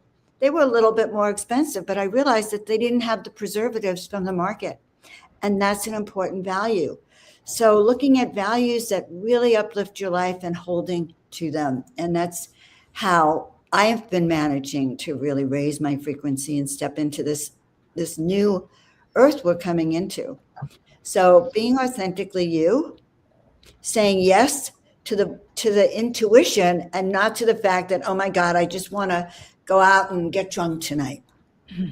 I had a bad day. There's two different opportunities every moment. Beautiful. Choosing always the highest for ourselves, taking care of self, and even evaluating where we're putting our energy, our values, our finances, and what that's generating and what another choice could generate. And how about you, Shelley? What do you feel is the way that we can create a timeline, very positive, obviously benevolent timeline jump, reality shift? How can we choose our highest available timeline? We can't hear you. Oh, hang on. You were so good and unmuted yourself. Nope. How's Yes. that? Can you hear me? Yes. Yeah. Okay. Okay, good. I've been playing with this for years because from a very young age, it was very clear to me that I had a really strong reaction to any violence whatsoever. And I stopped watching horror films or any kind of violence whatsoever in middle school. And it wasn't easy on the social scene because, that's what teenagers do. You go on a date and you go to a scary movie because then, the guy puts his arm around you and says, it's okay. But the truth is we are such powerful creators and we also are highly impressionable. And so every single thing that we take in with our eyes becomes the future that we're going to live. And that includes our ability to choose the timelines that we want to be on. And so really don't study what you don't want. If you're watching something or, you're listening, there's so many podcasts now that they're so engaging, but you can tell the difference in a podcast between the ones that have someone who is smiling at you from the thumbnail or someone who says, they didn't want me to tell you this, or, this could be the last time, or this is the end, or if they're going like this, right, then that's fear-based programming, and they're using fear-based programming to get more clicks. And that's true. It works because we're humans and we tend towards the negative. That story of if you tell somebody something negative, right, they'll repeat it 50 times. And if you tell somebody something positive, they'll repeat it twice. So it's a tendency that we have. And it takes a lot of effort and discipline to come to be the master of that. And when you become the master of that, what you take in with your eyes, your ears, right? Advertisements, shut them down. Never. Ever. If you have to watch TV, and I haven't in 40 years, but if you have to watch TV, when the advertisements come on, at least turn the volume down, because that is some heavy, intense, very intentional programming. And the more that you can just loosen that up, it's like, it's like throwing off cords that are binding you, then you become more free to start to discover who you are. And the more you discover who you are, the more you will naturally move into the timelines that support you in becoming the expression of that. So, eat love for breakfast and take it from there in everything you do. Thank you. Yummy. That sounds like a delicious breakfast. Thank you so much. And, here to wind it up, Chris, if you could offer one preview of the message or the activation that you are going to be sharing at New Living Expo, the energy you're bringing into it. New Living Expo, April 2026. What is it? Well, I think one big thing we've all been touching on here in this conversation is authenticity. And one of my favorite ways to really bring all of us into our authentic self, which is typically that version of ourself we were when we were 3 or 4 or 5 years old, before all that intense programming got hit, and we were just, unquestionably being ourselves. And for myself, one of the best ways to get there is through dance. And so one of the things I'll be bringing to the expo is my DJ turntables and little hop, skip, and a jump, and some playfulness, so we can balance out the amazing information that we're going to be experiencing, which we totally will be, in the channelings and the healings. And I mean, the New Living Expo is going to be the spiritual party of parties. Let's just be honest. It's going to be so much fun because the nerdy side of ourselves will be very stimulated. There'll be all these physical solutions and products and things we can nerd out on as well. But what I'm excited to bring is the dance, the music. Of course, we're going to have lots of sound and music, but I'll be bringing our dancing shoes, and of course, getting Mr. Neil afforded to Ascension to hop on for some freestyles here and there. Maybe guide us on some beautiful journeys, right? It's going to be... We'll perform our whole album, I feel. That too, of course. We got an album to perform, everybody. So yeah, I'll be bringing some music and some dancing. So I think what we sometimes lack at events like this is the play and is the fun and the silliness. So I got you covered there. Yeah. Great. I am here for that. Dancing and fun music. And Joan, how about you? What kind of message activation are you going to be sharing at New Living Expo 2026? What do you want? Wow, that's a lot to ask. Honestly, I think the message that I have usually is really about how to access your own gifts, your own power, your ability to step into that highest version of yourself, and all the steps that it might take to access that, and the codes you might need. So I'll be doing activations, love activations, DNA activations, light activations, getting you so jazzed to be that self that you have always wanted to be. And that is our Starseed highest version, which is where we're all going together. Nice. Also, I'll be running around as helping to be the executive producer over there. So I think that I'm just going to also be picking up the vibes from everyone else. And when it's my turn to speak, kind of summarizing it all. Yeah. I'm just excited about it. I wish it was tomorrow. I'm so ready. I need some time. Thank you. He needs a little time to get to bed. But that's Joan makes a great point too, because I think one of the exciting things is meeting each other in person. It's just a trip to be in somebody's personal energy, to experience someone. You've seen them on a screen, you've experienced them maybe for years, maybe you've followed them, you listen to their interviews, their talks, all of it, but how beautiful to actually connect in person. I'm really all about that. Geraldine, what are you bringing? What's the message or activation you're sharing at this New Living Expo, April 2026?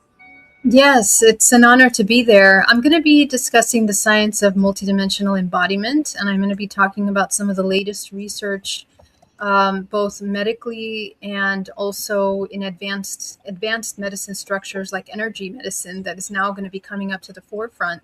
But we're going to be talking about the latest research of multidimensional human blueprint in DNA. And essentially the intersection between bioelectrical physiology, we're looking at psychology, the epigenetics of that in the etheric body. What does that look like? Because the era that we're coming into, it's a new era of consciousness in that more is becoming available to the human. And so we need to kind of learn how to integrate those new aspects of ourselves as the human learns to become whole again. And so I'm very excited about that. Thank you so much. Yeah, so this will be in San Rafael, California. That's like not quite Northern California. It's more like central into Northern California. Absolutely beautiful part of the country. It's on the West Coast. There's a hotel for us. It's right across from the venue. So it's very easy to come and join us. And I know tickets are selling, and apparently very well. So if you feel called, I just want to put it in there. Don't wait. Be sure you get the ticket and you get the experience. And Shelley, I think you have an instrument in your hand.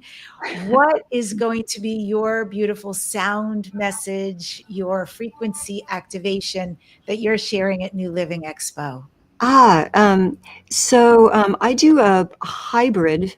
Sound as the language of the universe has become a very important tool in my PowerPoint or my main speaking engagements. But I talk about consciousness and contact and the role of sound in these contact experiences, and how so many experiencers are hearing this common sound, and where those sounds replicate themselves in the sounds that we're making, is particularly with monochords and crystal bowls, not the white frosted ones, but the alchemy ones that go wah, wah, wah, wah, wah, wah, wah. So it's a sound that I've heard from my very early experiences and spent decades trying to replicate. So in the talk, we talk about what it is from the perspective of the experiencer, what the experiences were. And then we do a sound journey from that standpoint of actually using sound to take you into that place, the pineal in the mind, where cosmic consciousness or communion actually happens. And my job as a light worker is to make sure that all of that happens in an absolutely safe and light-filled environment, so that everyone has a really uplifting experience. And a lot of people in this journey tend to discover what their roots are, what their starseed origin is. So I'm really looking forward to it. Anything of Neil's, I'm there. Yeah, I think we all feel like that. He definitely is a gatherer of people, of amazing minds, amazing talents, amazing contributions, and also of the masses out there. That's quite a mission in this lifetime, and I respect the heck out of it. That's definitely not in my wheelhouse. I show up, I do the things I'm gifted at, but to see the enormity of what Neil can put together. And by the way, because Chris brought it up earlier, and still have fun. I mean, he's a really funny guy to hang out with, and obviously a genius. You can hear him speaking and contributing to this panel. So it's beautiful that there's a platform that we get to do live together. Because remember the years, not so long ago, we couldn't even see one another. And if we even try to go to the grocery store, we had to be masked and all the things. But now we get to play together again. And Nan, let's go to you. Give us a preview of the message, the activation you're sharing at New Living Expo, April 2026. Yes, thank you so much. So it's so interesting. I love to hear all the topics and how everything weaves together, from the dance and the movement and the frequency and the flow and the sound healing and everything, and how we all do that, in our own way. And so I'm bringing together the sacred feminine mysteries, in the sense that the awakening now of the sacred feminine is not just like, oh, let's all, be in touch with our feminine side. It's literally balancing those two, like Neil and I like to talk about, the sacred feminine and the masculine, in a way that we drop in and we start to live. We're not chasing a dream. We're not hoping to get what we want. We're going, oh, yes, here I am. And the beauty of it is we're going to just literally slice through time into a cross section, because the Maya mind is that you were born divine and human. You came through the Pleiades and through Atlantis. All of the temples here are built on the plans of Atlantis, and they come from Lemuria. Now is the time of Lemuria, which is the jaguar, and the serpent, which is Atlantis, coming together. So the new symbol of the sacred masculine and feminine coming together is a half jaguar, half serpent, feathered serpent. And the feathered serpent is that high state of consciousness that you've taken your body. You've shed the old images, the masks of who you thought you were. But this isn't work. This is this and it's going to take me 10 more years. We're getting rid of delay language. We're stepping completely outside of time. Everything is here. It's already done. It is at your fingertips. And all that's needed for you to receive it is to accept it into that place. And that's where people go chasing, like, oh, I have to figure out how to believe. I have to figure out how to forgive. No, you don't.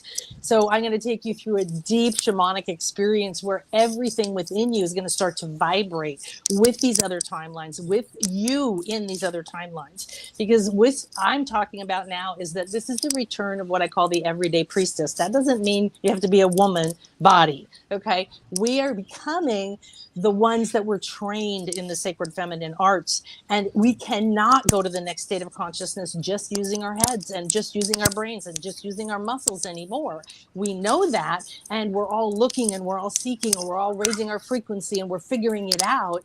And this is just what I love about this is let's just take the curtain off and lovingly get guided right directly into the heart of who you are, why you came here to be that. And then, so at my booth, I'm going to be doing Mayan destiny chart readings as well as prosperity magic readings and activations. So this is a chance to go with everything else happening. To me, this is a vortex. This is like going to the sacred cave I went to today, coming to this expo. It's like with everybody there, with all the intention, with everything you are all doing, with the vision that Neil had and took over, right? This is carrying us into the future. This is a timeline, and it's a group timeline. So what's beautiful is if you buy your ticket, you're part of the energy. And I can tell you from doing live retreats, the minute you join one of my retreats, even if it doesn't happen for 2 months, your energy is now affecting who aligns for that retreat. So it's just going to be the most amazing place because you can tune into what you want, who you are, and you don't have to come desperate. You can come to play and come in grace. And that's the other thing I want to encourage everybody to do is reject karma. I want you to just wake up and say, you know, that's part of the paradigm and conditioning I was told. And no, I don't have any debt. I live in grace. Everything's already paid for me. And that's something collective consciously we can all do. Yes. Yes. Get out of lack, right? Nan, my beautiful shamanic sister. I love what you said. And that is such an important reminder. The moment you get your ticket, everything begins. It is true. Stuff starts happening, stuff starts popping, stuff to look at, new opportunities. Yes, yes, yes, to get into the stream of that energy right now. And I also want to acknowledge the beautiful people who have been here with us today. And I'll just read one of the many comments. Thank you guys for commenting so much and being part of this. Where Dark Horse said, really enjoyed these live streams today, filled with such amazing wisdom and energy. And we couldn't do it without you being here. So thank you for being here. And I'm going to end with asking Neil this question. Give us a preview of the message, the activation, your reason for buying. By the way, folks need to know this existed before Neil, right? So this... For 22 years. Yeah, exactly. 22 years. And like right along with what Nan just said, releasing the old paradigm, stepping into the new, that's literally what happened here when Kenny said, I'm done. I'm complete. He's an older gentleman. He did his service and he wanted to bow out and sell it to somebody else.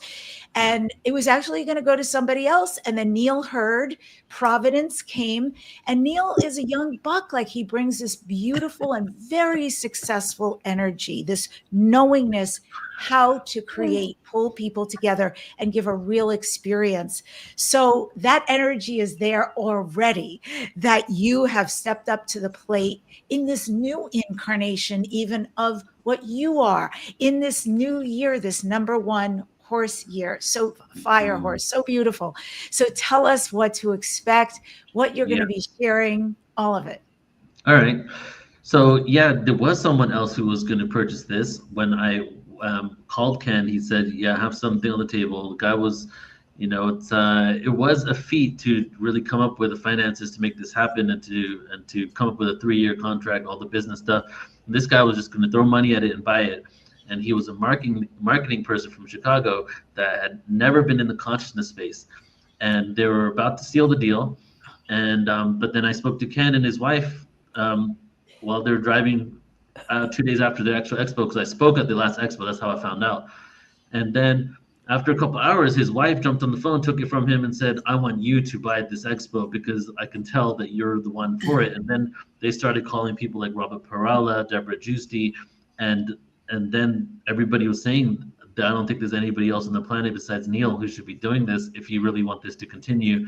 And that's what I said to him, like I want this to go on forever. I'm not trying to shelf this thing at all. You know, like when the Whole Life Expo, which was New Living Expo before it became the New Living, was sold, the guy did it 1 year and shelved it. That's why the New Living Expo came back. The New Living Expo came, it started all over again because the Whole Life Expo was canceled by the person who purchased it. And that's the one from 1982, the first ever spiritual expo that ever happened in the US, maybe the world, after the hippie movement. And you know me, I love a good story. I love legacies, and I always like love to be a part of them too. So like I'm like, wow, yes. Not only like the Bay Area is such huge significance, and you know I do a conference every year in California, and my California conferences really, like, to be quite frank, have been financial losses quite drastically for multiple years, and I just kept doing it. Why? The reason why I did it is because I was raised in California since I moved from England. I felt I owed a frequency to California, and I would, no matter what the profit would be, I would still do it just because, like, that's my home. And so I was doing San Diego. That's why I do one in Glastonbury, England, because that's my other home. That's where I was born, right, England. So when I started doing the one there, and I was like, wow, now I have an opportunity to expand to, like, my venue was fitting 300 people. We couldn't fit any more. Now we have one that fits like 8,000 people, and I'm aiming for 3,000. With the energies happening in the world right now, I'm really fully invested in this period all the way to 2030 and beyond. You know, when I first started doing events, I was like in a minivan driving up and down the coast from San Diego to Vancouver and back down, doing sound healings, picking up spiritual nomads on the street in Mount Shasta, having them stay with me for a couple of months, and then helping me with sound healing events, and then dropping them off in a random town. That was like my life for 3 years when I started doing this.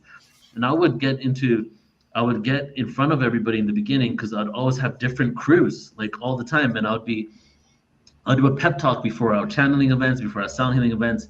And I'd always say, Portal to Ascension will continue to exist until we no longer have to put the word unconditional in front of the word love anymore. And then at that point, we'll probably be the UFO landing station or something like that. We'll change it. So that was, I'm literally quoting myself right now. Like 2009, 10, 11, that's what I was saying.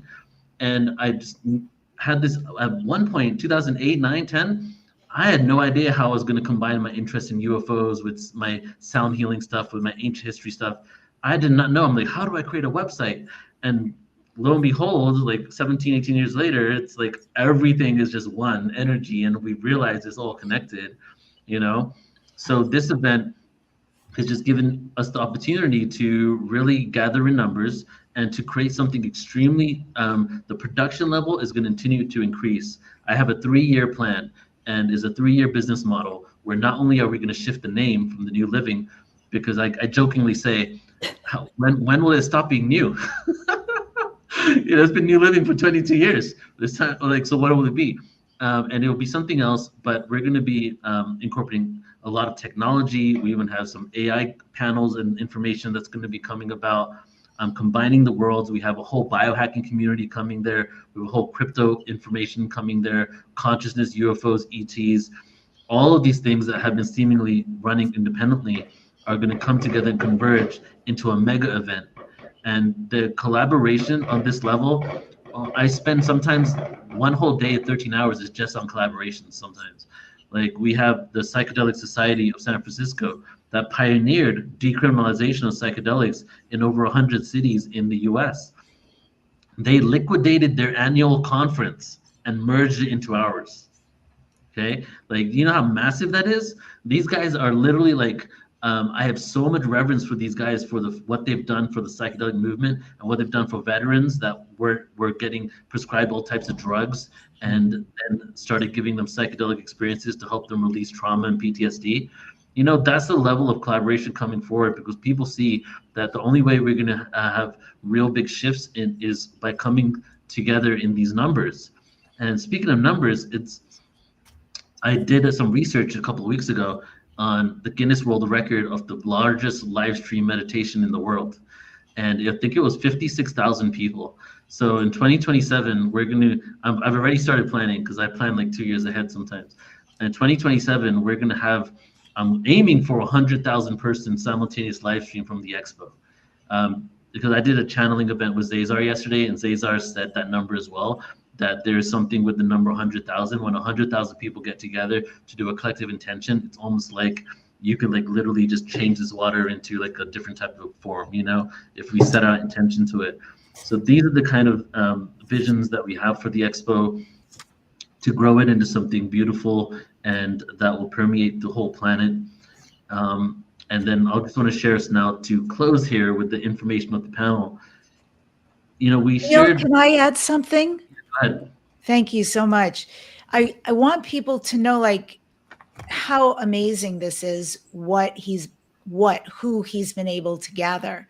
Because I think understanding who is speaking, presenting there, and you may, I hope, recognize many of these names. You've got Lori Ladd, Megan Solar Glow, Vivian Chevet, JJ Brighton, Debbie Solaris, Laura Eisenhower, Billy Carson, Jamie Price, and he just mentioned Zazar, who's channeled through Marilyn Gavicki, the beautiful Geraldina Rusco, all of us here.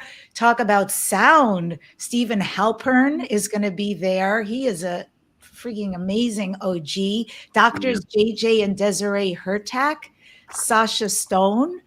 And I could go on and on. This is literally a who's who. Rob Gauthier, Brad Olson. This is so impressive who's showing up. There's tons of channelers, vocalists, presenters, healers. I know some of these people personally, and they are so gifted and so profound. So also you can come in this 1 year, because we'll be in the 1 year at that point. Bring your stuff too. Get healings, get activations, get readings, get new information, new ways of doing things, new friends, new connections, all of it, new ways of being healthy. Like, come for you, because you heard a lot today that this is about the timeline shifts, the integrity, the ways of honoring self are really important right now.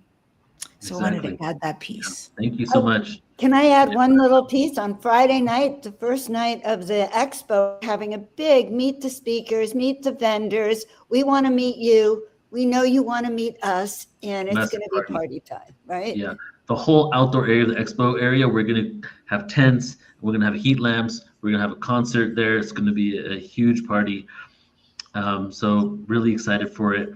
Now, here's my just closing of the panel, because I'd like to like really bring it full circle with the information here. You know, Nan and I, we've started doing an annual Chinese New Year event every February, and we started I think last year, and now we're doing 2 a year. We're doing the end of the sign. We do one for the end of the sign, and we do another one for the next sign. So it's like a 2-day event. So the first one's called the Final Shedding. It's on February 7th, free event, and Geraldine Orozco was a part of the one that we did a year ago from February, which would be the beginning of the snake. And we've had 2 years of reptilian energy, and the reptilian energy, dragon and the snake, really has a lot to do with a lot of underworld awareness, things coming out to the surface. But something that came to me when we were doing this Final Shedding, when we were doing the original snake event, was that what does the snake do, right? The snake sheds its skin. And it's like, so we're shedding our skin, and almost like the traumas, the layers, the gut, yuck, and all this stuff. But what do we realize after we shed the skin?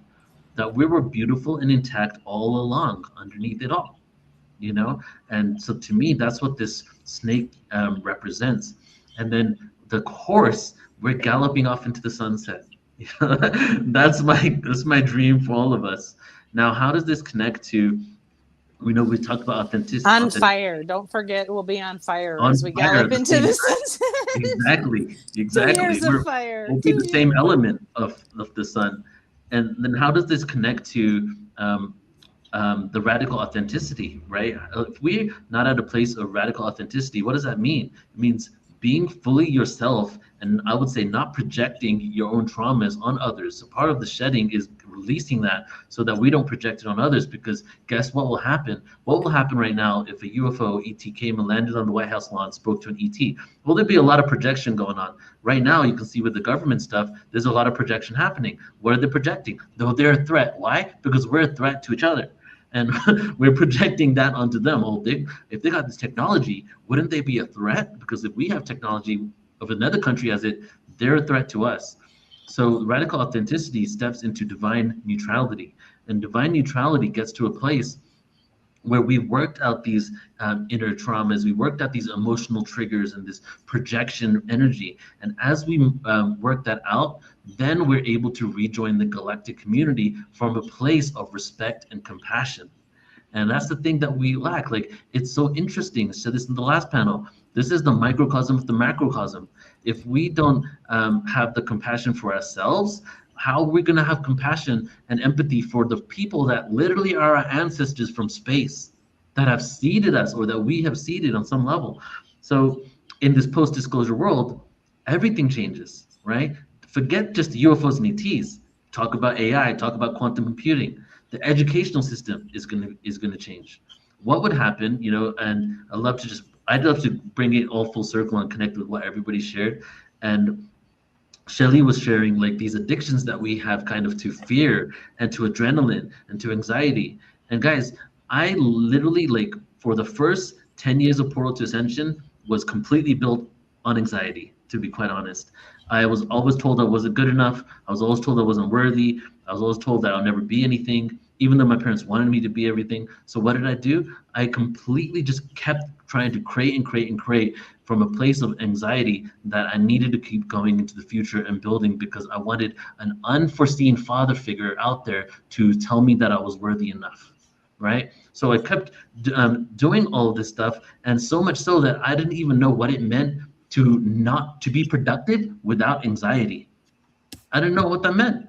And I remember after some Vipassana stuff, 10-day meditation, some plant medicine ceremonies, I lost all ability to be productive. Why? Anxiety went. I couldn't perform anymore. I couldn't do things. So Portal to Ascension went through dips and turns and twists and all kinds of crap because of that. And us as a collective on Earth have been conditioned to live off that adrenaline, off that fear. Like Shelley said, why do we click through the ones that all fear? Because that's what encourages us, because that's what we were trained ever since we were a child to have. So what would happen in a world where we started training children the opposite? Oh yeah, you can be everything. You can have a relaxed nervous system. You can truly love yourself. You can be at peace with yourself, and yet you can still create, and you can create even more magically. Because even though I thought I was being more productive, I actually was destroying myself, right? And then what would happen is, after a few years of productivity, all of a sudden I would collapse, and then I would have like 6 months to a year of completely losses because it wasn't sustainable. Right? So the educational system is going to change. The economy is going to change. The monetary system is going to change. The healthcare industry is going to change. So it's like all of these is the post-disclosure world that we're looking for. But it all starts with us releasing all the things that have inhibited us from true connection with the self. And as we do that, we can start connecting with others. So that's what I wanted to share as a close here.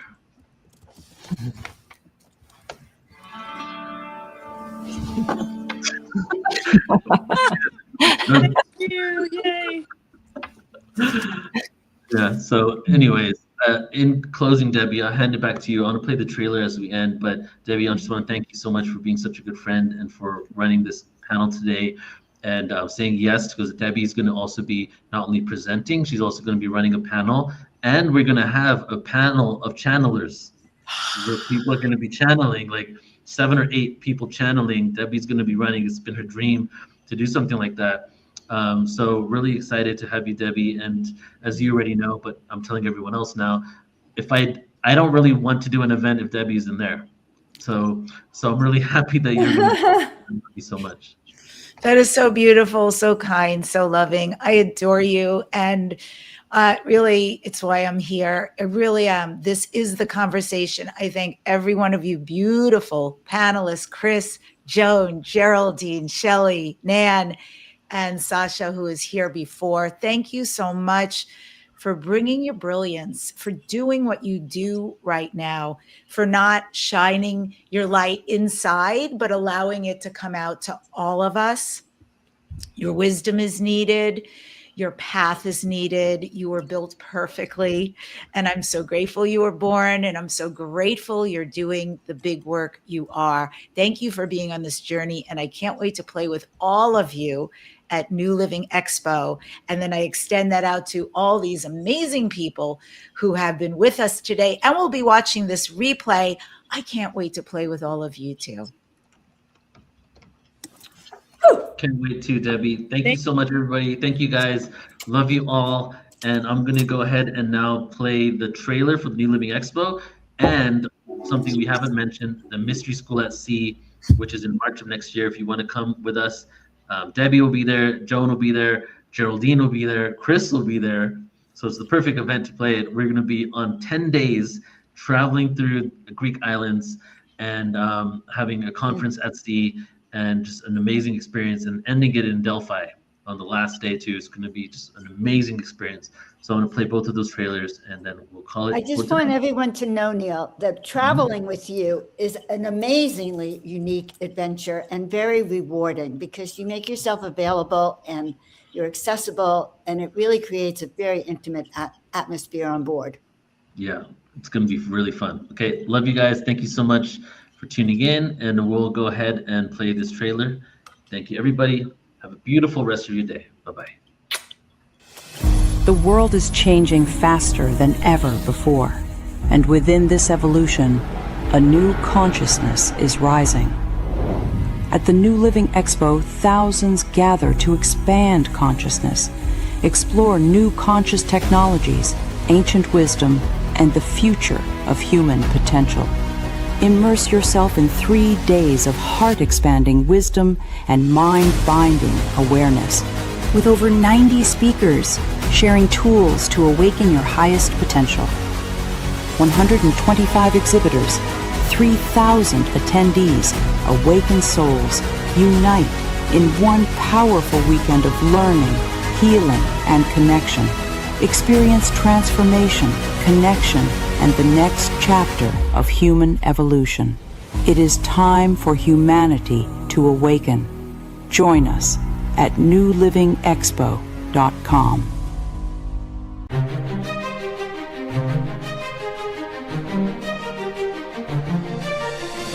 Portal to Ascension proudly presents the second annual conference at sea.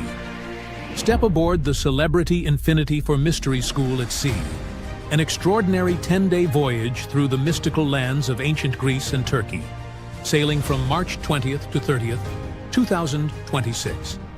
Journey through the sacred sites of the ancients, Nafplio, Heraklion, Rhodes, Kavala, Thessaloniki, Ephesus, Athens, and more, where cosmic wisdom, lost civilizations, and divine knowledge converge.